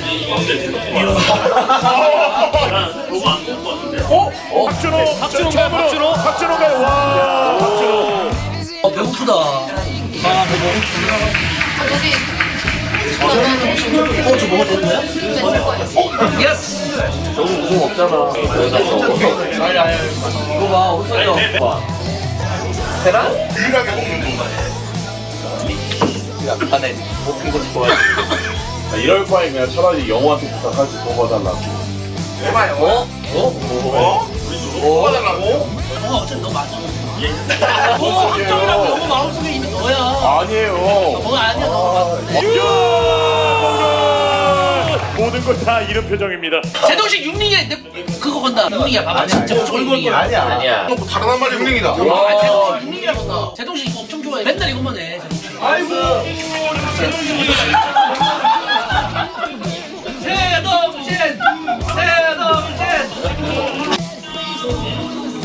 진짜 영호. 야, 영호는 연습 도와줘야지. 너 아까 생각보다 영호만한 자신 있다며. 맞아, 아까 자신 있다며. 오늘 컨디션이 미친 것 같아. 집에서 하는 것 같은데요. 영호가 오히려 저를 의식해야 되지 않나. 뮤탈 쓰는 사람한테는 발키리빌드도 가끔 좋은 것 같은데. 아이, 너 뮤탈은 한 날개 하나 찢어졌다니까. 너 내가 먼저 보낸다. 최종적으로 갈 수 있는 마지막 기회입니다. 자, 이번이 문제입니다. 뮤탈스가 여기서 이런 친구가 무서운 친구. 복싱 선수라 해도 믿지 않냐? 제재. 아, 너무 빡세네.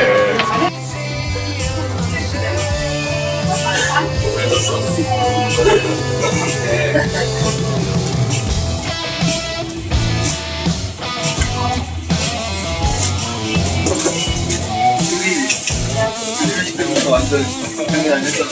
이렇게 조용해. 10분 만에 패자조로 보내버리겠습니다. 시나리오가 제가 홍규를 이기고 다시 지더라도 또 최종적으로 또 홍규를 이기고. 원래 홍두 저런 스타일인데 너무 생각을 못했어요. 홍두가 잘 준비해서 당황했어요. 근데 1경기밖에 준비를 안 했어요. 진짜 영환이 형한테 지면 이거는 방송 접어야 된다라는 생각으로 가든지 진짜 하고 싶었거든요. 안 한 지 한 3년 된 것 같아요. 근데 저저만 나기는 좀 싫을 것 같아요. 내가 보여줘야 되는데 이제 계속 예선부터 저저만 했잖아요. 근데 뭐 추첨이니까 운에 맡겨야지. 추첨 어떻게 할 거야? 맞아요. 이몽규 선수가 8강 고시에 통과합니다. 만세. 만세.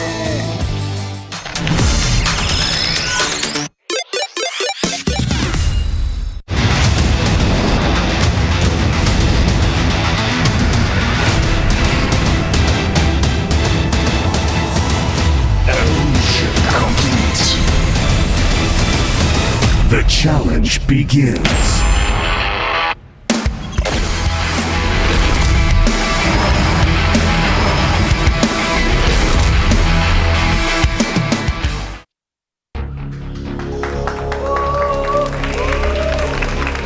It is packed here tonight. ASL round of 16, Group C. And we're in the winner's match now. Shuttle or Eyewater going up against Bisu. I mean, obviously Bisu favored, but it's PvP. Stuff can go crazy in PvP. That is for certain. That's very true, and there is Bisu. Do you want to say how good he looked? Not just strategically, but when it comes to like the little things, you just watch Bisu do them, and they look better than any other player. I don't know. Watching like his probe micro, his Reaver control in that first game, just incredible. So when you're a guy like his Shuttle, who is still pulling off these fancy moves, getting the shuttles into the back line, and finding ways to penetrate like that, you know, he's got the moves, right? But no move that he has will be better than Bisu's. So it's like, well, what do you do at that point? Yeah, it's just, I mean, very, very different styles. Bisu is so clean, right? He's like the greatest swordsman ever, okay? Or janitor. The cleanest of the clean for janitors, okay? Perfectly swept floor in minimal amount of time. The Goodwill Hunting janitor, some might say. Whereas Shuttle, right, he's like brute force, right? He's got a club. He collects money from people and breaks their knees. While Bisu is having a sword fight, right, with his left arm behind his back, just eviscerating nerds. But that's okay. Like, you can play it however you want, right? So very true. You can have a sword of any shape or size, and while Bisu might have the rapier, Shuttle might have like the claymore. So we'll see if it's powerful enough to take out Bisu. Now, this is a very important match. First place out of this group avoids facing Flash, and I think that's something every player wants to do. We'll see who can do it. So let's get ahead and get into our winner's match to find out who will be the first player to make it out of the ASL Season 4. Gotta make sure I go. I was wrong, I can tell, for the heart can be blind and frozen. Now I live with the pain every night.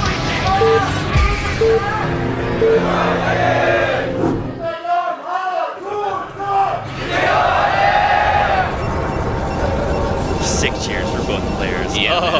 All right, so just to make sure that we get both players correct, the player at the top of your screen in the white is Shuttle, and the player on the 9 o'clock position in the red will be Bisu. Okay.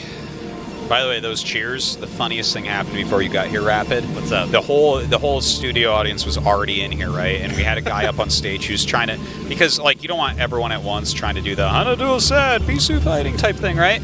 And so there's some foreigners show up for StarCraft 1. Not a whole lot. Foreigners overall like StarCraft 2 better. That's totally cool. Yeah. I mean, the games are the best 2 games ever. So like what you like. But there are some foreigner StarCraft 1 fans here. So our stage PD was up there, and he was talking to the Koreans in Korean. His English is not super great, and then he started talking to about foreigners. And he's like, "Oh, do we have any foreigners that want to do?" He was saying this in Korean, right? And there was a couple foreigners there, and he was asked one guy, "Do you understand?" Like what he was asking. The guy was like, "No." And then another foreigner who comes here actually quite often. He loves StarCraft 1. He was like, "Oh, no, I know." And so he made him play rock, paper, scissors against another guy to see who could do the cheer. And then he had him practice it to make sure he could do it. He killed it, man. Everyone was cheering. It was It was sick, so I think our Bisu cheers tonight are from him. Welcome, nerds. Yeah, thanks for coming down, guys. Having a good time. All right. Wow, that is Core and long. Jack, Luke, Case, I couldn't catch all the games. But I hope they saw it. Oh, they saw it. Otherwise, your trip to Korea is now meaningless. No. Hey, well, I mean, You'll have to come back to get the rest of the names on there. It's a long list, a lot of friends. See, if I ever went to an event, who would I say hi to? I just have a sign that says "Hi, Tasteless." Oh yeah, and Rapid too. Like, that's what my sign says. It's like, Artosis, don't you have more friends? I'm like, no, not really. Not really. Toast is like the sick hermit. This is like Obi-Wan Kentosis or something. I don't know. Obi-Wan Kentosis. Yeah. Very good job there, Rapid. It's the best I could do on short notice, man. We take what we can get. You were the ungrateful kid. Yeah. But Mom, the souffle isn't fluffy enough. The souffle isn't fluffy enough. This is what Artosis would complain Well, about. like the mac and cheese is cold. That's my childhood. Okay, so the probe gonna get in here for Bisu, gonna scout out what's going on. I mean, nothing too crazy happening yet. Big scout around the map here by Shuttle going in the wrong direction. So it takes him a little bit longer to get there, but he'll be able to get in anyways. Thankfully, it is a 3-player map, so if you do scout the wrong way, you know where your opponent is, even still. Yeah. 3-player maps are pretty cool. I love 3-player maps. Yeah, I mean, we have less of them over time than a lot of the other maps, and sometimes they are not positionally balanced very well, just because the way that the Brood maps are made. But they're pretty neat. I kind of like the decisiveness. Is if it's going to the later game, the other main base area becomes kind of the point of contention a lot of the time. Yeah. And that's what will straight decide it. Whereas if you have a 4-player map or a 2-player map, you can get cut map, like maps that are cut in half a lot more easily. In 3-player maps, that just doesn't happen.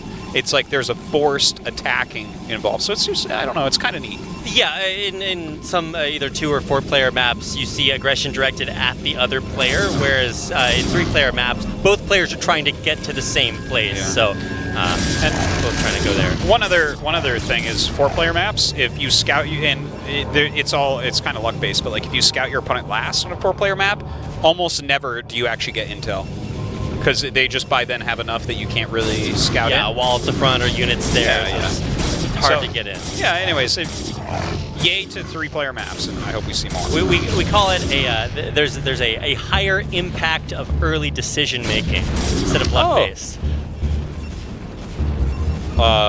It's just, but the decision making isn't based off skill, right? So that would be luck based still. It's based off decisions that both players have the equal capacity to make, which they have no way of knowing which decision to make. I'm trying to shill here, Artosis. I know you're not. You're not being susceptible. I've been playing StarCraft by propaganda. Yeah, a long time, man. There's some luck with 4-player maps occasionally. I mean, there's almost no luck in this game. Less so than any other game. Well, so you hear like newer players, they're like, oh man, I can't stand playing this game because everything doesn't work perfectly all the time. And then you see things like Bisu control his probe like insanely quickly, or pick and lower his Reaver up in the shuttle all the time. I'm like, well, how does he do that? Like everything that you get angry about, you can also get angry about because somebody does it just so well. So there are definitely different ways to look at things. Oh, certainly. Depending on how good you are. So there is no ultimate truth in any one thing. There's only perspectives. Yeah. If there is, it's like that thing that when Flash wakes up in the morning, he can kind of see there hovering above his bed, and he wakes up and he's like, oh no, that's just my crown, and he puts it on. Goes about his life. So these builds quite different. Bisu scouted that this was a pretty quick Nexus coming out of Shuttle. Shuttle right now just focusing on making a lot of gateway units, but there is Reaver tech on the way here for Bisu. So this is going to be a very decisive game early on here. That's right. Do we have a Nexus down here? No, there's actually, no expansion there for Bisu. He is just going to be pumping out quite a bit, and of course now both players... I generally like this type of position for Shuttle, to be honest. It's pretty hard, even as Bisu, I feel like, to really bust through. Now, this move out is kind of interesting. If he can shave off any units, trading right now is good for Shuttle. If he can just reduce the unit count, because you need a good clump of units to protect your Reaver, protect your Shuttle, right? So they can't dive in and get it. So any trades before the Reaver is out is fantastic. But the Reaver comes down the ramp, he has to run away. And this turns out actually to be good for Bisu. He gets some units here. Oh god, and the rocks. Oh my god. Ooh. Wow. I didn't realize, so half the rocks are painted on the ground, and then the other half of the rocks are not painted on the ground. It's They're a great real map, rocks. Artosis. Yeah. I mean, of course they're real rocks. Look at them. They just look like real rocks. That's, I mean, it's Skull Desert for you, right? The doodads. They get you every time, Artosis. That's what that guy in the middle of the map died from. Oh my gosh. It's like, those rocks, not real rocks.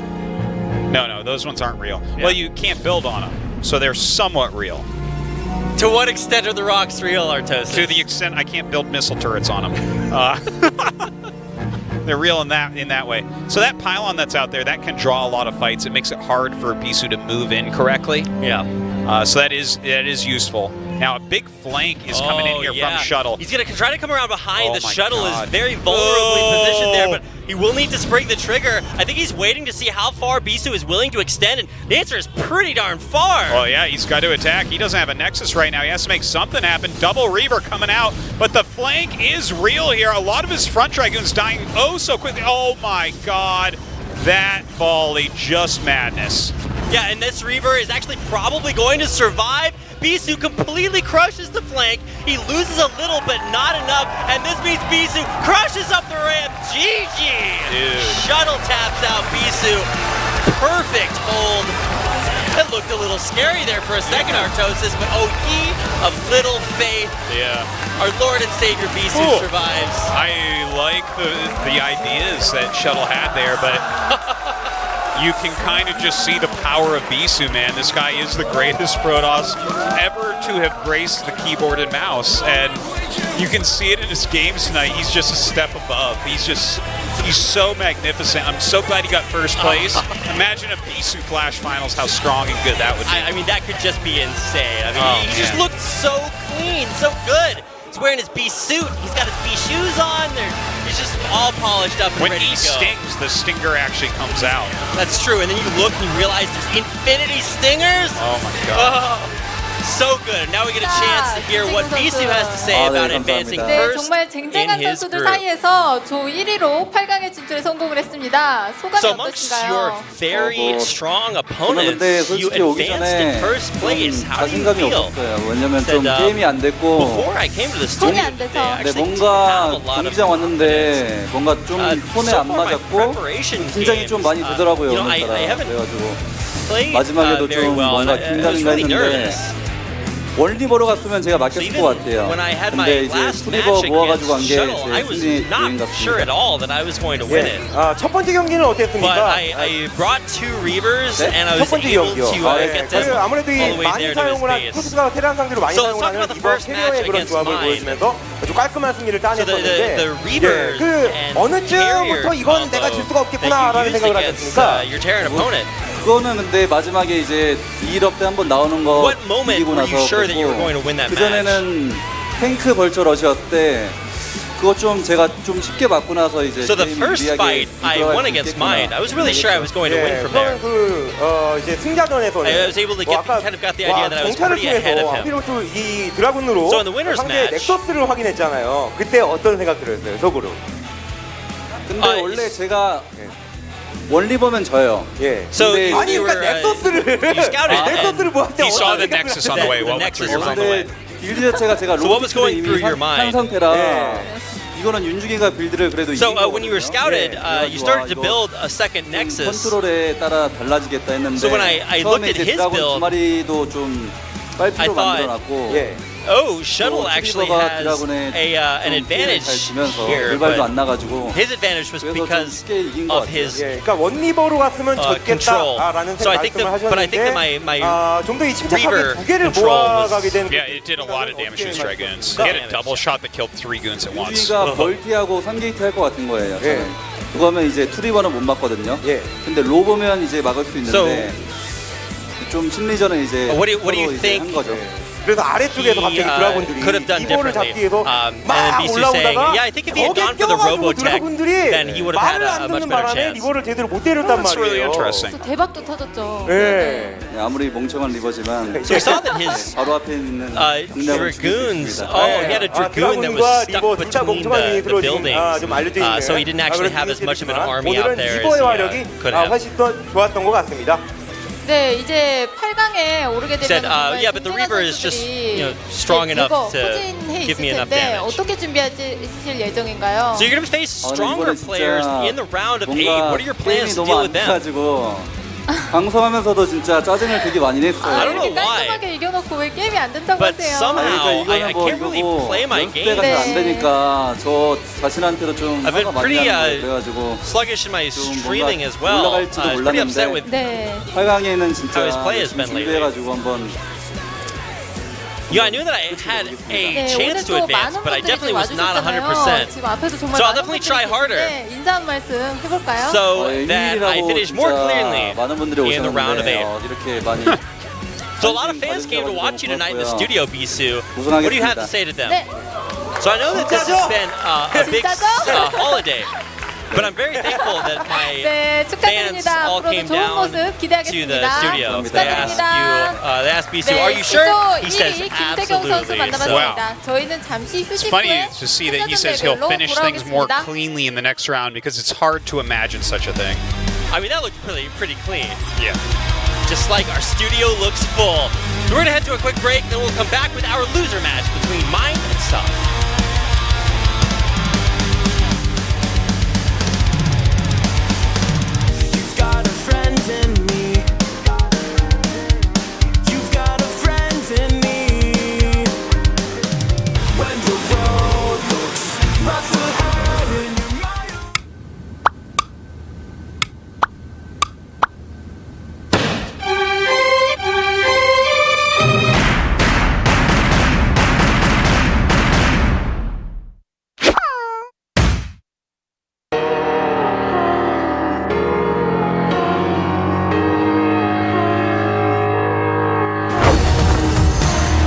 그녀는 나의 적이다. 운명의 적과 만나다. 타임.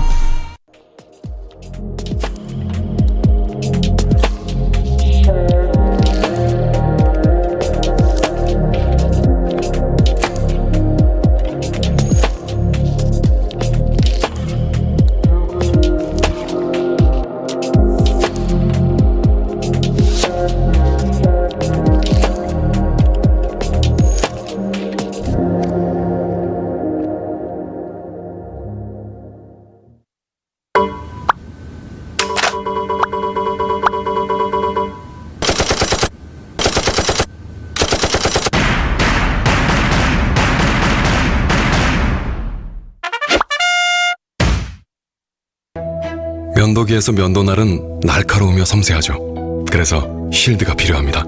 이중 윤활 밴드가 아래에 하나, 위에 또 하나. 그리고 시원한 효과까지. 오, 차가워. 질레트 프로실드 7.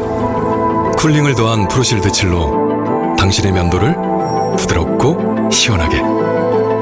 질레트 프로실드 7. 남자를 위한 최상의 선택. 프로실드 7과 프로실드로 최상의 면도를 경험해보세요.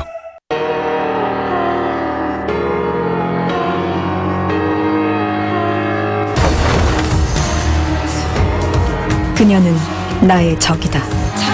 운명의 적과 만나다. 타임. 우진아, 나 가영이. 우리 사이 그냥 친구라고 생각했는데 요즘 네가 다르게 느껴져. 만약에 말이야, 내가 널 좋아한다고 말해버리면 어떻게 될까? 닿을 듯 닿지 않는 우리 사이는 검색창에 레진 코믹스를 검색하세요. 경민대학교에서 ASL 시즌4에 후원해 주셨다고 들었습니다. 올해 개교 50주년을 맞아서 새로 신설된 게임 콘텐츠과가 앞으로 e스포츠 발전에 큰 힘이 되어주시길 바랍니다. 경민대학교 화이팅!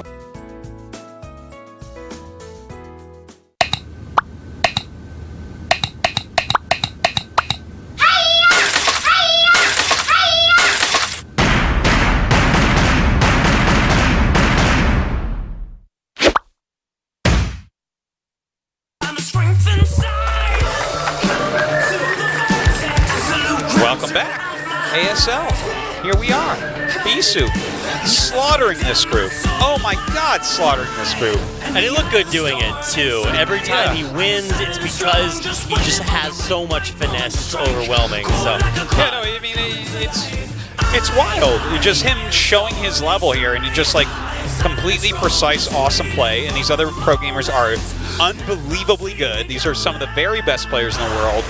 But StarCraft 1 is a game where you can truly differentiate yourself. And just, you can see games like that. It's wild, man. I'm so impressed with Bisu, as I have always been and probably will always be. And that means that Bisu advances will not face off against Flash in the brackets. I believe we were checking it out. It looks like he might play Killer coming up. So I'm not sure exactly how the round of 8 or the round of I'm not. The next round is going to but work. yeah, he'll be playing a second place guy, right? So So that means that the consolation prize for the next guy to make it out of this group is to play a first place guy out of the group, and that is not going to be an easy task by any means. But we still do have to find out who will advance in our second spot, and that means that we're heading into our losers match. This is the elimination match. We get a chance to find out who will be first player to be eliminated from this group. Mine versus Sock on Skull Desert.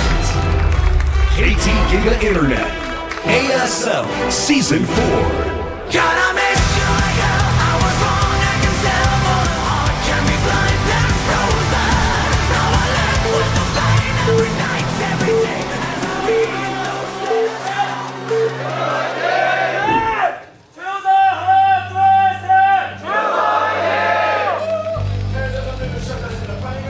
As the straights get direr, the cheers get louder. As the straights get direr. More direst. That's what happens. Well, it's straights, man. It's especially funny that you say that. Dire Straits, one of the original ladder maps in StarCraft 1. Also a pretty sick band. Yeah, and it was, well, I guess it wasn't original, it was second gen. Whoa, that guy definitely had 128 Crayola crayons. I'm not sure if that's supposed to be a player. I'm not sure what One of that those like was. wacky mystery guys from like a Clue-like kids TV show rendition. I don't know. I think culturally we just are not completely sure what that is. I think the rest of the audience probably got it though. Just gonna laugh, pretend like I understood what happened. Whoa. Hide! That was clearly a kiss cam. Those guys don't know how to do it. Oh, man. Failure. Yeah, so the guy in the red in the 9 o'clock position is mine. His opponent is Sock. And we got a TVT. Yeah, this should be pretty fun. I mean, Yeah. both these guys, pretty good TVT. Definitely, I've always enjoyed mine's TVT quite a bit. He was actually one half of that crazy TVT on Fighting Spear, wasn't he? Oh my god, yeah, that was a long time. Was that versus last? Rush. Rush, oh, that's true. That was such a good game. That was one of our best games this season, I think. Absolutely. Yeah, man, if we could just make it like a round of 17, I would have loved to see Rush make it. Oh, I know. He was He's just so close. Out of all the new guys, he's definitely one of my very top favorites. Like, Absolutely. He is so fun to watch. He's got kind of got that fledgling style, but it's not fully coalesced enough to allow him to use it to win games. I like what you're saying there, and I do really agree. Like, you can see it still coming together for him. And this is a normal thing, actually, about StarCraft 1 in general. Like, as you hit pro status, like, when you're good enough to start taking games occasionally off the top pros, you're still years away from hitting your top form. Right. It's like this really amazing thing where, like, people would join pro teams, and it's like, okay, it's at least a year before you're on TV. Right. Like, you got drafted, maybe... And it doesn't even matter. It's just like, it takes so long. It's so much skill development in this game. There's so much to it. Well, and that's one of the things that was so impressive about Mind when he first came on the scene is that he was a Royal Rotor. He just came out and was like, no, I can just beat everyone. Yeah. And it's not just that he beat everyone. He, in his championship-winning MSL in 2007, he went through 2 Bonjois to make it to the finals, where he then beat Bisu, who could have been a Bonjois, like you were talking about, had he not taken crucial losses in finals like the one that Mind beat him in. Yeah, he really was a magnificent player. I heard there was some troubles that he had after that. where he kind of like fell off a little bit, never reached what I definitely felt like it was his potential. I think a lot of people did. He was just his play, like we always talk about how Flash is just the greatest, right? But they were both coming up around the same time, and he was actually, Mind was considered the smarter player out of the two. You know, and just take that for whatever it's worth, people listening. That was a different time, of course, and so now we get to see the players in their current states. Yeah, a little something about what's going on here. Two extremely different builders. Mind going for the 14cc, so that's Command Center before everything else. And then we have, Sock going for a Vulture Expand. And as far as these two builds go, Mind is definitely favored here, right? Because his expansion is just so much faster. Now, what do you do as Sock to come back from something like this? A lot of times, what you'll do is just kind of, you make mines first, get a little bit of map control with that. You put some mines out so they can't take the map, and then probably into siege tanks, because Mind is going to have such an economic advantage to start the game off with. Like, if you want to do Vulture Wars or something, Mind just wins that, right? Like, he has more SCVs, he has more economy. His factories will be, he'll have, like, if they're both going up to 5 facts, let's say on 2 bases, which is pretty common, he'll have his 5 facts before his opponent does. So it makes it a little bit tricky, but it's not an unplayable position for Sock. Yeah, Sock's only just now transferring SCVs to his expansion, so going to be a little bit slower on that. But he does have the vultures out on the map, so at least he'll be able to get out there and see that there's nothing too crazy going on for Mind. And he has the initial map control, and let's not forget. Oh, look at that scout. That's pretty nice. Let's not forget that his barracks gets to fly first. You have to use your barracks defensively as Mind because you went for that command center. You have to make extra Marines. It has to be part of a wall. So, you know, he gets a lot of intel. The important thing is for him to see if there's a starport. And it looks like the starport gets started very far from the barracks. That's a common thing in TVT. You don't want him to see that you have the starport because it is such a crucial piece of the puzzle. You need to know, are they going dropship, are they going Wraith, are they getting Cloak? All these things are really, really important. Absolutely. Barracks just a full scout, but like you said, Artosis will miss that starport in the back.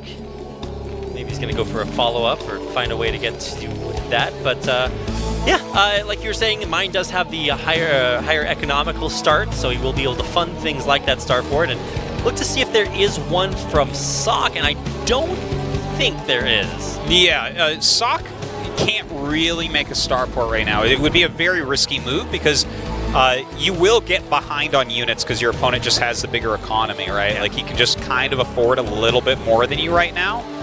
So it's smart to just sit here and make some siege tanks, get some Goliaths if you need them. That's going to keep you alive against Vultures. It's going to keep you alive against Wraiths and all these things. And then just kind of transition into a normal game a little bit later on. You know, like more normal play against your opponent. Now, Sock has been able to kill off the first 2 eggs down there at the 6 o'clock location.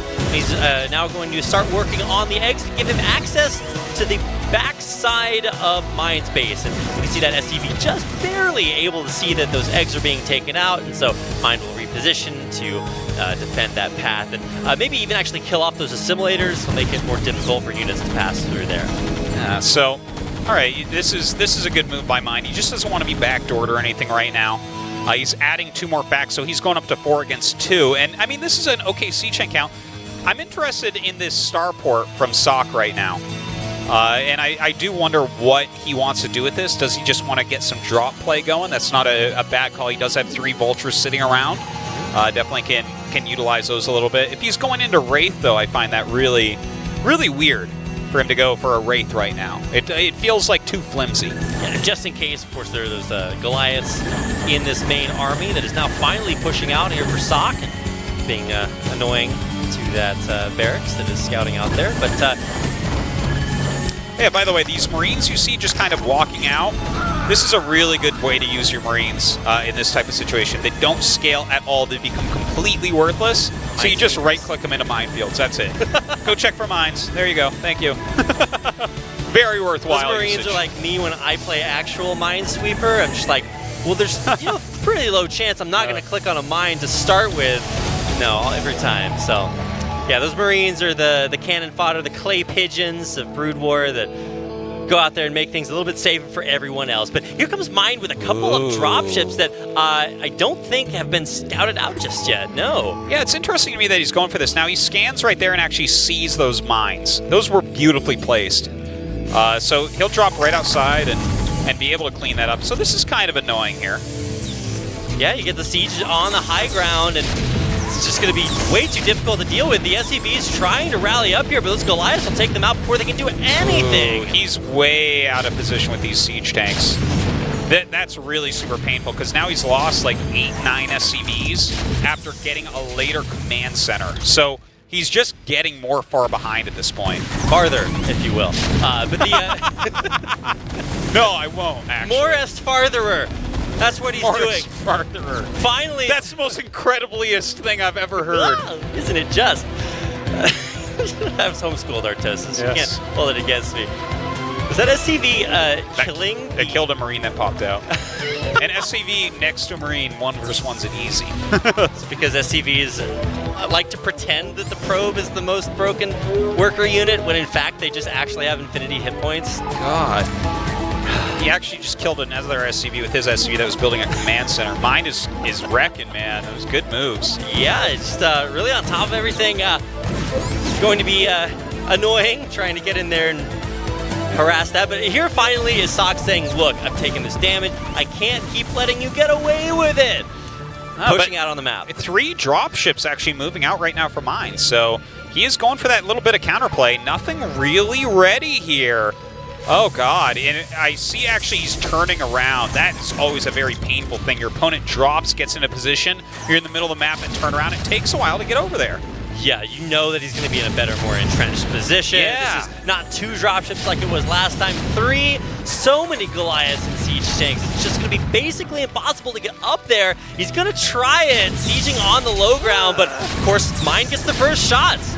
All right, dropping out. A nice unload there, trying to get some damage done, bringing up his siege tanks to siege as well. And while he'll eventually clear this, cost efficiency has to go to Mine here. Artos is just taking so much to deal with it. And he's not even able to deal with the Goliaths on the high ground either. He's going to have to send more to either see up there, unless he just wants to keep wasting his scans over and over again. And even that won't be enough to take out those final pesky Goliaths. And all the dropships survive, so Mine just comes back and does it again. Yeah, it's really fantastic what we're seeing here out of Mine. Sock having a bit of a hard time with it. You see him just falling further and further behind in supply. He's 20 down right now. That's a really big deal. He has his 3rd up, but he has no control of the map whatsoever. His units are all out of position. Uh-oh, this 3rd base, not long for this world. What is up? No missile turrets! He pressures the base on the lower side of the map, and then he just comes here and deals a killing blow over to the top base. And you can't even float the command center out because there are Goliaths there, so you're going to lose it anyway. So just beautiful decision making here. Mine just completely on top of Sock at every stage of the game. Yeah. You know, it's a tough position, to be fair. Mine got a much better early build order opening, right? 14 command center against Vulture Expand definitely favors that 14 command. And Mine has played really brilliantly with these drops ever since. Sock just always, it feels like, you know, just a step behind. Indeed he does. You can tell that he keeps trying to get out on the map and do something, but every time because he is that step or half step behind Mind, he's had to pull back every single time. When he finally shores up that 5 o'clock base at the bottom of the map, he gets hit at another base. So it's like, you know, he has what it takes to deal with what Mind is throwing at him, but every time he just keeps falling further and further behind. And even now, I mean, you can see Mind just kind of poking up at that 3 o'clock entrance and saying, okay, well, do I get in here? Do I go back down towards the bottom? And see where he decides to go next. Mass scanning everywhere to see what's up. And then missile turrets that are just kind of going up everywhere. Oh my God. Sock. In a very, you know, we were talking Sock up a lot today. He's been playing very well recently, but in this game, he's truly getting demolished and outplayed by Mind. Like, this is some okay, see, that's nice. He's got the missile turrets up. It's like, okay, you can't drop there anymore. So he has shored that up, but complete map control to Mind. He has more units. I assume he probably has +2 attack on the way for his mech, which is super sick. He's inching in closer and closer. He has more drop ships. Just a lot of good going on for Mind. Yeah, every base of Mines has been ahead of Sock. Sock has lost a base. He's had another command center denied, like you just saw there in the middle of the map. And now, I mean, this skull is just bleeding more and more. Yeah, it's having a hard day right now. Oh, but big drops all over everything. It looks like Mind will just barely have enough. Of course, that means he wins decisively. So many Goliaths left on the ground. The bigger siege tank count. And GG, Sock is out of here. Mind survives to go on to our final game of the night. Yeah, a super one-sided one there. The one move that I question a little bit is the star port from Sock, getting it that early on when you know your opponent is going to be able to make more units and go dropship himself if he wants. I feel like you got to play like a more passive game, make more heavy-duty factory units with Goliaths, tanks, until you stabilize at a high enough supply that you can kind of get other stuff. But, you know, Sock, he had a hard time there. I think Mind played awesome. Definitely, and now we'll advance him to our final game of the night to face off against Shuttle, decide which player will advance second out of this group in the ASL. There's only one more group after this, then we move on to round of 8. Who will be there, Eyewater or Mind?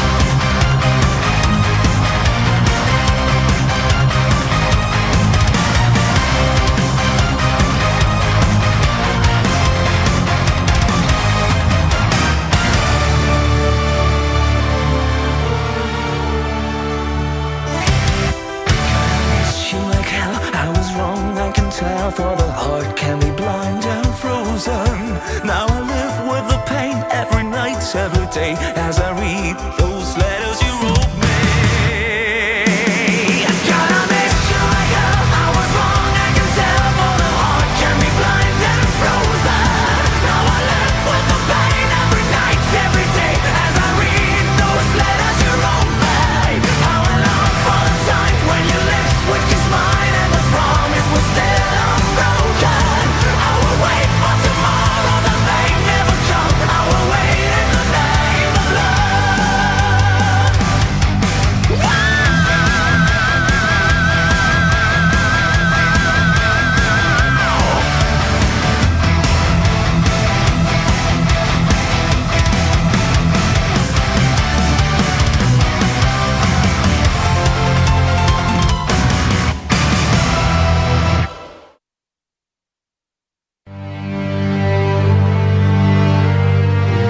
Badass. The music ASL is truly the greatest. Dude, that lead singer there is the sickest badass. He is so passionate. I wish I had half that passion. Eat man. your He's- heart out, Elsa. That's the real Frozen song. Seriously.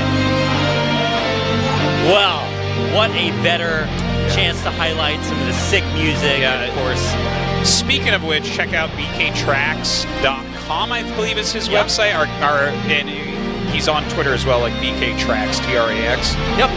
But that's our music guy, and he is a lover of literally all music. Yeah. This man loves all the music there is. he knows about music before it's even been created or thought about. Yeah, like all the years over GSL, where it's like, wow, these songs are so good. Where's the playlist? This guy, he's done it all, and he's been putting it together for a long time, and now he's kind of more in touch with the community. No matter how hipster you are, BK has heard the song before you. Seriously, he's great. He is his great. English is really good as well. Yeah, So, he's just got you it can all tweet at going him and on. stuff and message him. But yeah, here we are. Final match of the night. Eyewater against Mind. And I don't know who's going to take this, to be honest. Fighting Spirit, I mean, this is straight up math. Anything can happen. Eyewater with a big smile on his face, but of course, Mind with a big brain in his head. So let's see who will advance as the second player out of Group C, the ASL round of 16. Nice Ice water is when you cry, but it's so cold the tear freezes. Yeah. I feel like that fit in with our theme song pretty well too. Indeed. All right, Artosis, let's go ahead and get this started. It's a 4-player map. It's Fighting Spirit. We've all been here hundreds of times before. Or in Artosis' case, probably thousands and thousands. My games are long. It's maybe not thousands. But yeah, I mean, Fighting Spirit, this is the, I guess, the standard Quintessential map. Yeah, everyone plays this map all the time. You guys probably know that already. But TVP, quite a matchup to have. Cross spawns, so definitely something to take into consideration here. It can definitely make the game a lot longer because you can't really push to the heart of your opponent very easily. Especially for Terran, that makes it kind of difficult to get all the way on top of your production. Arbiter play can be a little bit more difficult if you want to like really penetrate deep back in there. Yeah, carriers are not as popular on this map. There's definitely not, they aren't as easy to use here, I would say. Definitely late game, you get a big economy, it can happen. But Arbiter's going to be a bit of a better choice a lot of the time as your first end game tech unit. But yeah, let's see how they open up here. I mean, there's just so many builds, and this map is so standard that anything can occur. And it looks like, I mean, well, we can't really tell yet what they're up to. Not quite. Right. I mean, we saw 2 TVPs on Crossing Field, and that was kind of cool to see players start to figure out, okay, well, this looks like the way you're supposed to play this, especially from a Protoss standpoint, going Reavers into carriers immediately afterwards. But this is, of course, a whole different beast here. This is what probably the most standard figured out TVP of all time can look like. If it were to happen, it would happen on Fighting Spirit. Yeah. So just to kind of mention a couple of the aspects if this game does start to go a little bit longer. Okay. So for Terran, right, 3 bases, super easy to take here. Really it is. There's no issue with it. You can wall the ramp that, or the bridge rather, that goes in towards your natural, and then you can like wall your third base off. It's very, very easy to take 3 bases. The challenge starts to come at 4 bases. That's where it gets a little bit harder for Terrans. So definitely a popular way to play the map is to hit a timing push here off of 3 bases. Definitely a very strong way to play. You know, hit like a 2-1 timing attack with, you know, with like 170 supply, something like that. One of these very standard things we see a lot. So the 4th base could be the point of contention there. Whereas for Protoss, you know, in these cross spawns, like where do you start expanding to? Do you go to the top right?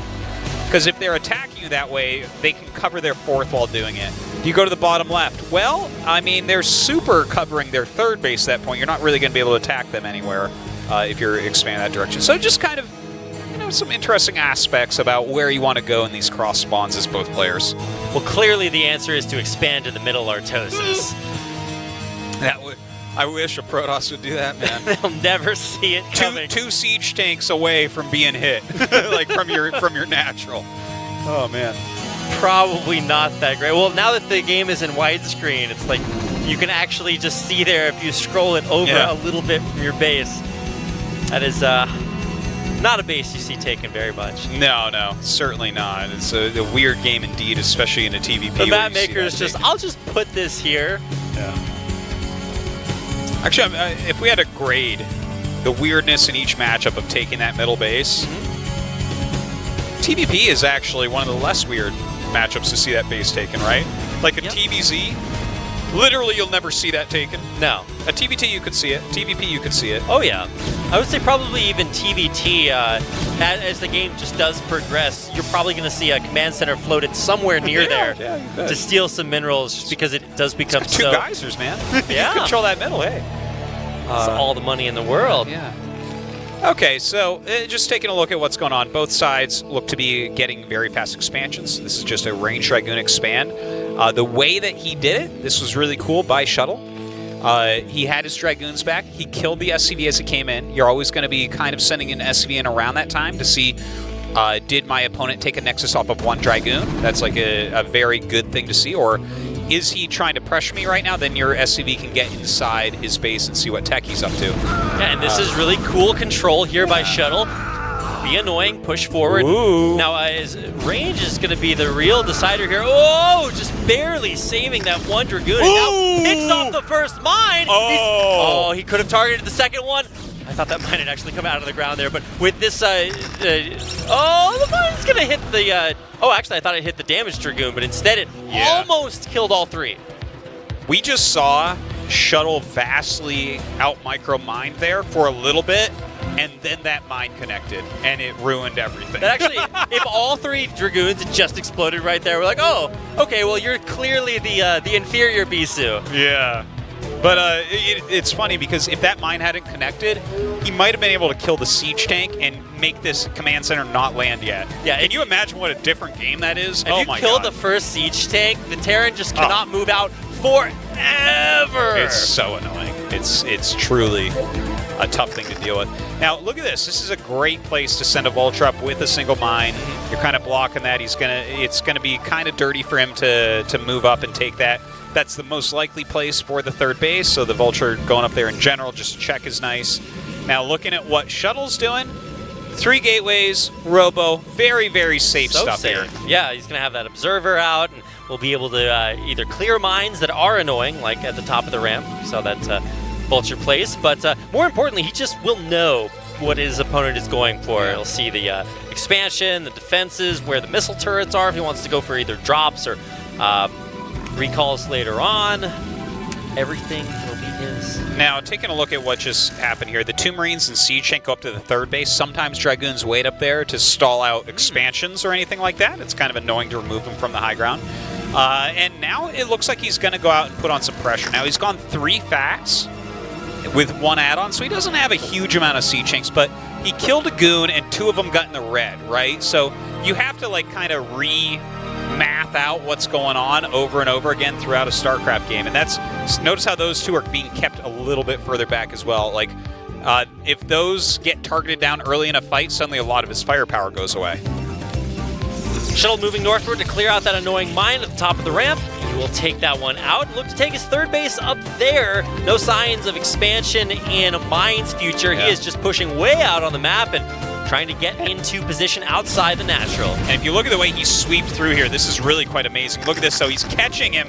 Half of his units here, half of them over at the third base, so there's going to be a massive flank coming in from Shuttle, but Mind already in this natural, dealing lots of damage. The probe's coming out, and here come the Dragoon flanks. Oh my god, a beautiful flank here, crushing Mind and preventing him from retreating at all. The Mind's getting taken out for the most part, but with further reinforcements coming forward, this actually could turn back in Mind's favor. Yeah, I kind of like this for Mind, to be honest. He killed a lot of Dragoons, and a hell of a lot of probes died in there as well. Didn't lose that many siege tanks. This was really, really strong.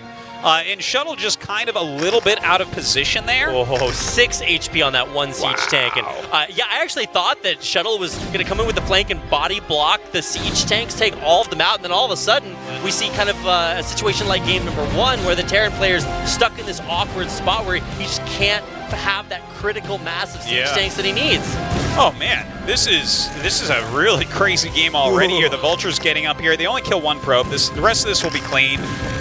Mine can only really Vulture-ass at this point. We're kind of past the tanks moving out portion of the early game. So he'll sit back. He's taking his third base at the moment as well. That was a really cool push. And I want to mention something else about it, by the way. The way that Mine moved out on the map, if you die, like if you like to do early attacks with Terran against Protoss, but you sometimes die or take damage from counterattacks, rewatch this VOD and just watch the mini-map, because Mine literally swept the entire map. He laid a mine in the middle, his initial army went north, and then his rallies went south, and he met up over on the left-hand side of the map, and he literally checked everything. He knew no Dragoons were on the map, and that's important to know, because counterattacks are real, flanks are real, and he did not die to either of those. So yeah, that's cool. This is just an individual game. In Mine's careers, he's played enough games to where there have been units in all of those places at some point. Yes, so absolutely. You really do just have to check all of your boxes. Now, showing carriers, of course, the fleet bacon up and on the way, making Did you say fleet bacon? It's delicious, man. Got the lettuce, tomato, of course, it's not complete without the fleet bacon there. Wow, look at this strong move by Mind right now. He's trying to trap these Dragoons, and if he does, a victory is very likely indeed. Oh man, this is a huge move by Mind. And here we go, a swift blow being dealt. Shuttle trapped in here between, I guess, a rock and a lot of Terran hard places, and he's not going to be lasting very much longer. Every Dragoon will fall. This is really good for Mind that he just caught those extra Dragoons. The observer showing that the in-game observer actually did see that coming around behind there, so Shuttle just really overcommitting down there. Yeah, that was really kind of a risky move anyways, and the fact that Mind immediately capitalized and he couldn't get out, that is super rough, because he's lost a lot of units at this point, and Mind really hasn't. And this is in the middle of his kind of vulnerable carrier transition as well. Yes. So he needs units that he can afford to throw away to stall this push out for Mind. And has gotten into a great spot. Now, you can see he's trying to reach out and clear out this minefield, get into a position for either a Bulldog or a tank or a flank, but those tanks are in a great spot, Artosis. Oh man, more siege tanks coming up, but he might catch some of these. The Vulture's coming down to slow down the damage to these tanks. Looks like 2 of them will be picked off, so that's kind of some nice pickoffs there. Losing 2 Dragoons to kill 2 of those tanks, but this third base, is he going to be able to hold on to it? And the probe's there. And he kills off the pylon to let the Vultures through. They're top of the ramp giving vision. Yeah, the probe's being evacuated, so this is not a base that, at least for the time being, Shuttle can hang on to. Okay, this is really bad for Shuttle, guys. He's making carriers. As you were saying, Rapid, all this is happening during the carrier transition. And people might be asking themselves, like, hey, why is he trying to attack with these Dragoons during it? He's trying to put Mind on a defensive stance, but Mind is just not taking it. He's being hyper-aggressive. He's trapping units. He's making moves towards expansions because he knows that he can make these moves right now. He's seeing Shuttle get out of position. I mean, I don't actually know if he scanned the carriers yet, but he sees how few units there are. +1 Terran mech, pretty good at taking out Protoss forces isolated out there on the map. Even just Vultures that don't do too well against Dragoons when they are upgraded can mow him down eventually. Now, second couple of carriers about to pop out. Interceptor upgrade is done. Working on building up that count before he kind of springs the trigger. Now, I'm not sure, where are the Goliaths here? I don't think, there's like the first Goliath just now popping out. Yeah, we see no actual upgrades on the way right there. He just has +1, so yeah, a little bit late on starting those extra upgrades. The carriers show themselves. The fact that he's making Goliaths here, like, I still don't know if he actually scanned the carriers or not. I would expect more if he had scanned them earlier, but... yeah, like, you need to have some Vultures and Tanks early on. You want to get your Goliaths kind of as late as you can, because they're a little bit expensive. But because there's a shuttle out there, too, it's okay to add a few anyways. And now, he's sitting here on 3 bases against 2. This is looking extremely, extremely good for Mind. I feel like what he should be doing here is hitting about 170 supply and going.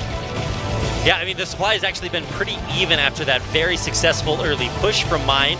I mean, it was staved off, but like we were talking about, the siege tanks weren't killed, and that means that Mind's forces have just been more than adequate to hold these 3 bases behind, putting on enough pressure to take out that third. So, I mean, now we're sitting on just these 4 carriers. This is Fighting Spirit. It's a super open map in the middle, so I don't know. He's going to have to find a good spot to put those in. Yeah. There's a lot of Terran in the middle. This is hard, man. He doesn't even have legs right now for his Zealot, so that is a very brutal thing to be fighting against. Okay, the Goliath's coming up, starting to deal some damage to these carriers, picking off some interceptors as well. A super strong army here, even in army supplies, but believe me when I tell you, the Terran army right now is stronger. Oh, absolutely, and able to move forward. Oh, and it looks like he's splitting it, so trying to force Mind to make a decision. Does he go after the ground army and further away from this third base, or where's his priority? And it looks like he is finally switching back. Oh, the Goliaths, they're getting under the carriers, picking them up. The first one will fall, and these are units that Shuttle just cannot afford to lose. That is so giant. He just killed 25% of the carriers and dealt a lot of damage, killed off interceptors. He's laid mines, so it's going to take a while for this army even to get back because he has to clear them. Oh, man, Mind is just playing out of his mind right now. Like a fiddle, man. He's just... Shuttle just cannot keep up. Mind with that really early push coming out and being so effective and just playing it consistently from there on forward. Now Mind is kind of shifting focus, saying, look, I've got enough here to deny this third base. Time to crush the rest of your army stuck in the upper right. Dude, so good. This is some magnificent play out of Mind here. He's just controlling every single aspect of this game. Some nice aggressive play. I mean, Shuttle is trying to pull something together, but nothing is working.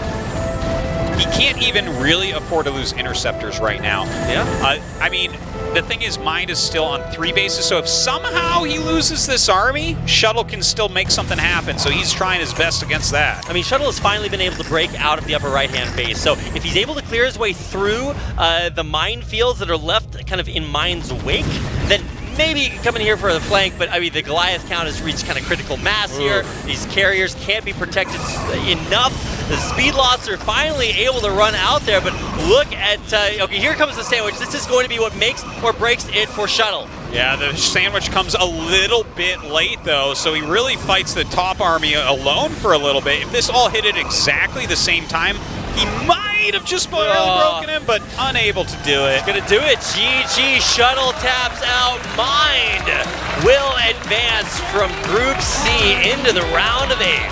Yeah, and I mean, these were the 2 most storied players, really, here, Mind and Bisu, so not a huge surprise on the outcome.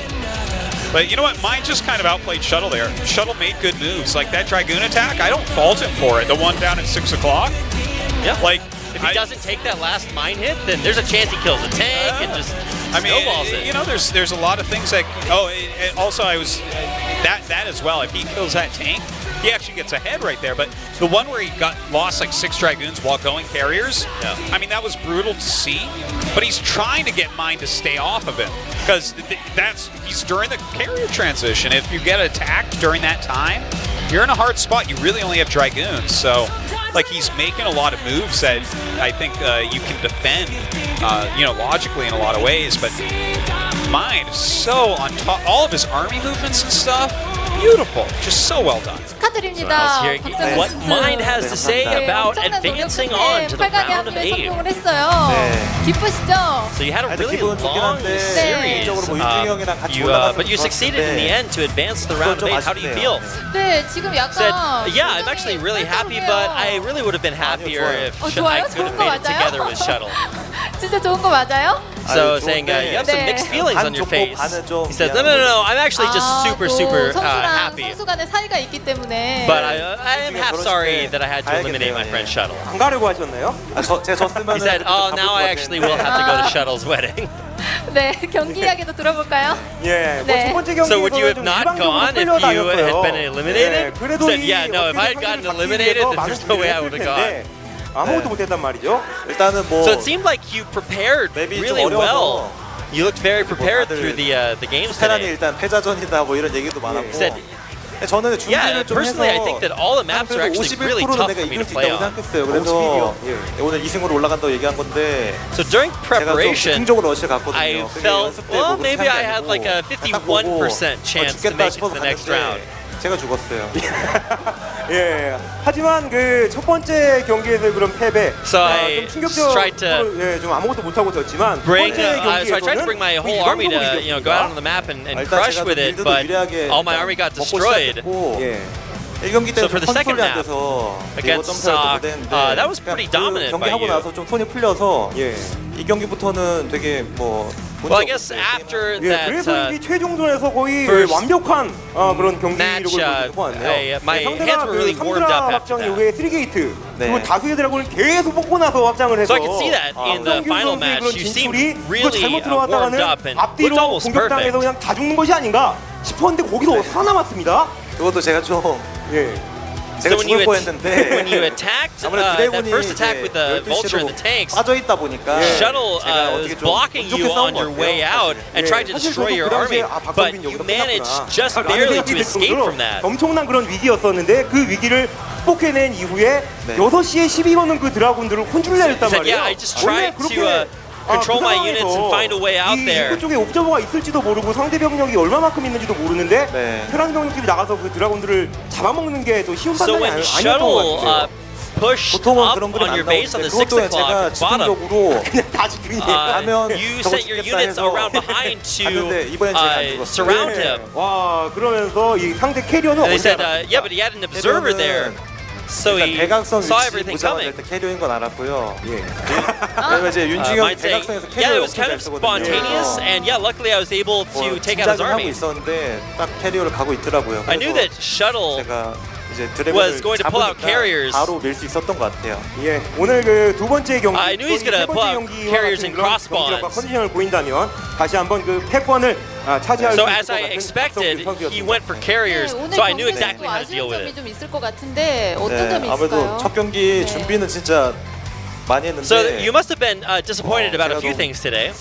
컨트롤 좀 못했어요. 그래서 He says, you know, I prepared a lot in my game against 실수 Bisu, 같은 걸 좀 줄여야 되지 but 않을까. so I was pretty disappointed that I wasn't able to beat him there. There were a lot of mistakes that I made 그런 분들이 좀 많이 that I had to make up for. 뭐 So do you have 사람은 any 많이 words to 아끼지만 your fans that have come down here to 없는 watch you? 와중에도 8강에 Said, 가면 you know, there are a lot of viewers on my personal stream 시청자분들 좀 계세요. that said if I advanced to the round of 8, 내놓으라고요? there were a lot of viewers that said 뭔가 더 해야 되지 that 않을까? 마무리 there was 멘트가 살짝 something that they 어색한데 could show 아까. him. So now I'm saying, okay, it's time to show that. 근데 진짜 변명을 하자면은 So hey, 안 Stargirl, 끼셨어요. you actually said 안 끼셨잖아요, that 그쵸? you said you were going to donate as well. 제가 진짜 쏠려고 팬 여러분들하고 방송 끼고 기다렸어요. Stargirl said, 네. yeah, I was ready with my star balloons, waiting with your fans. 아, 네, 축하드립니다. But you didn't turn on your stream, so I couldn't donate to you. So he says, next time you stream, I'll donate to you. 그럼 오늘의 경기 결과를 So that's going to do it for the interview. The Looks like Freaka balloon meta. Yeah, mine's got some donations coming his way. Good for him. Well deserved. He played really well today. Like, again, even that game against Bisu, if Bisu wasn't such a magnificent god of a man, then mine could have possibly killed him with that push, that early push, or done the damage, you know, where he can win that game.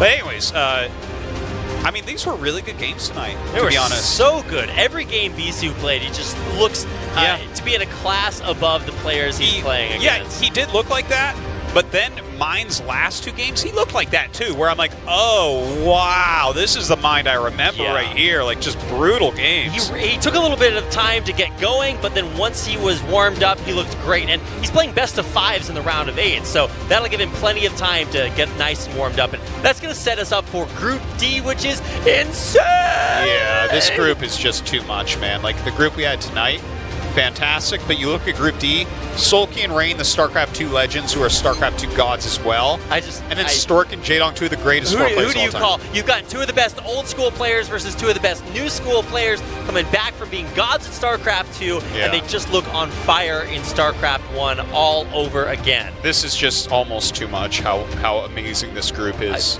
You just can't even predict. I promise you 3 players pick it up from that group, Artosis. I've done the predictions. I think we're going to have a round of 12 in the next, like, I don't even know. That group is too good. Like, all 4 of those players are contenders for the tournament. Well, contenders for second place to Flash, of course, who's just too good. Go break Tasteless's knees. I got to go cast that group, man. It's I know. so good. Oh, my God. I've been, Knowing Tasteless's knees will probably just break before then anyways, so don't worry about it. Well, his arm is better, so we've got StarCraft Remastered and Tasteless Remastered, and he'll be back a little bit later on. But it was fun to join you for tonight's games, Artosis. Yeah, tonight was a great night. Thank you for coming by, and thank you guys for watching, of course. Thanks to everyone in the audience. Just thanks to everything, because, I mean, right now we have active pro scenes in StarCraft 1 and 2. So cool. I was watching the Team Liquid Open Brood War tournament last night. Oh, how was that going? Who won that? I didn't get to see. I think it was Eon Zerg in the finals. I didn't get a chance to watch it. But I'm then gonna there's have to go watch some of the that. Italian Open StarCraft Remastered tournament tonight, and then there's this tournament going on tonight, and then on Tuesday as well. So much Brood War out here. And then, of course, big Zotac coming up in a while. You guys are going to be doing...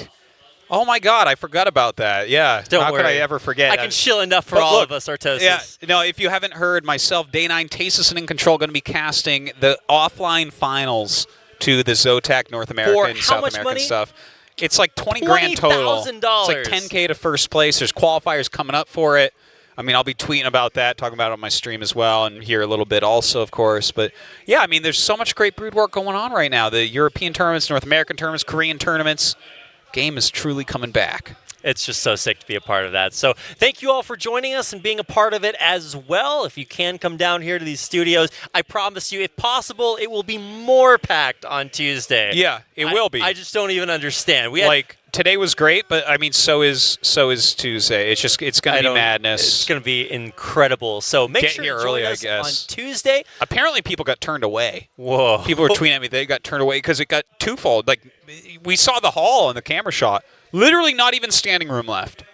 Incredible. Yeah. So Tuesday is going to be madness. We've got Jaedong and Stork coming into the studio to play in their round of 16 match. For Jaedong, it could definitely be his final StarCraft match? I don't think so. I mean, people say things.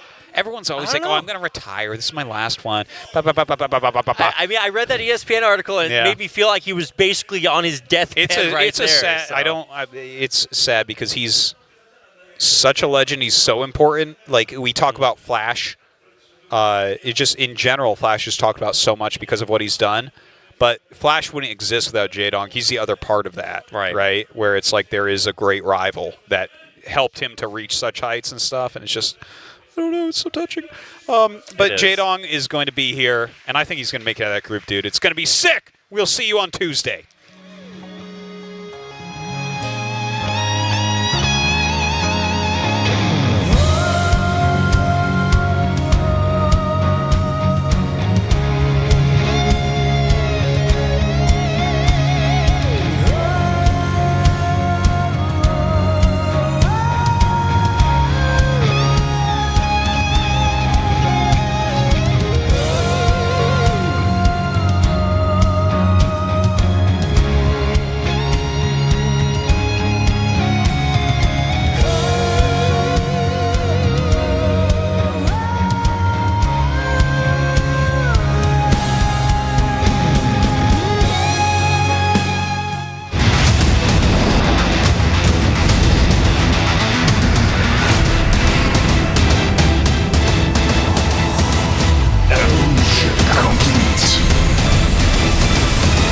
challenge begins.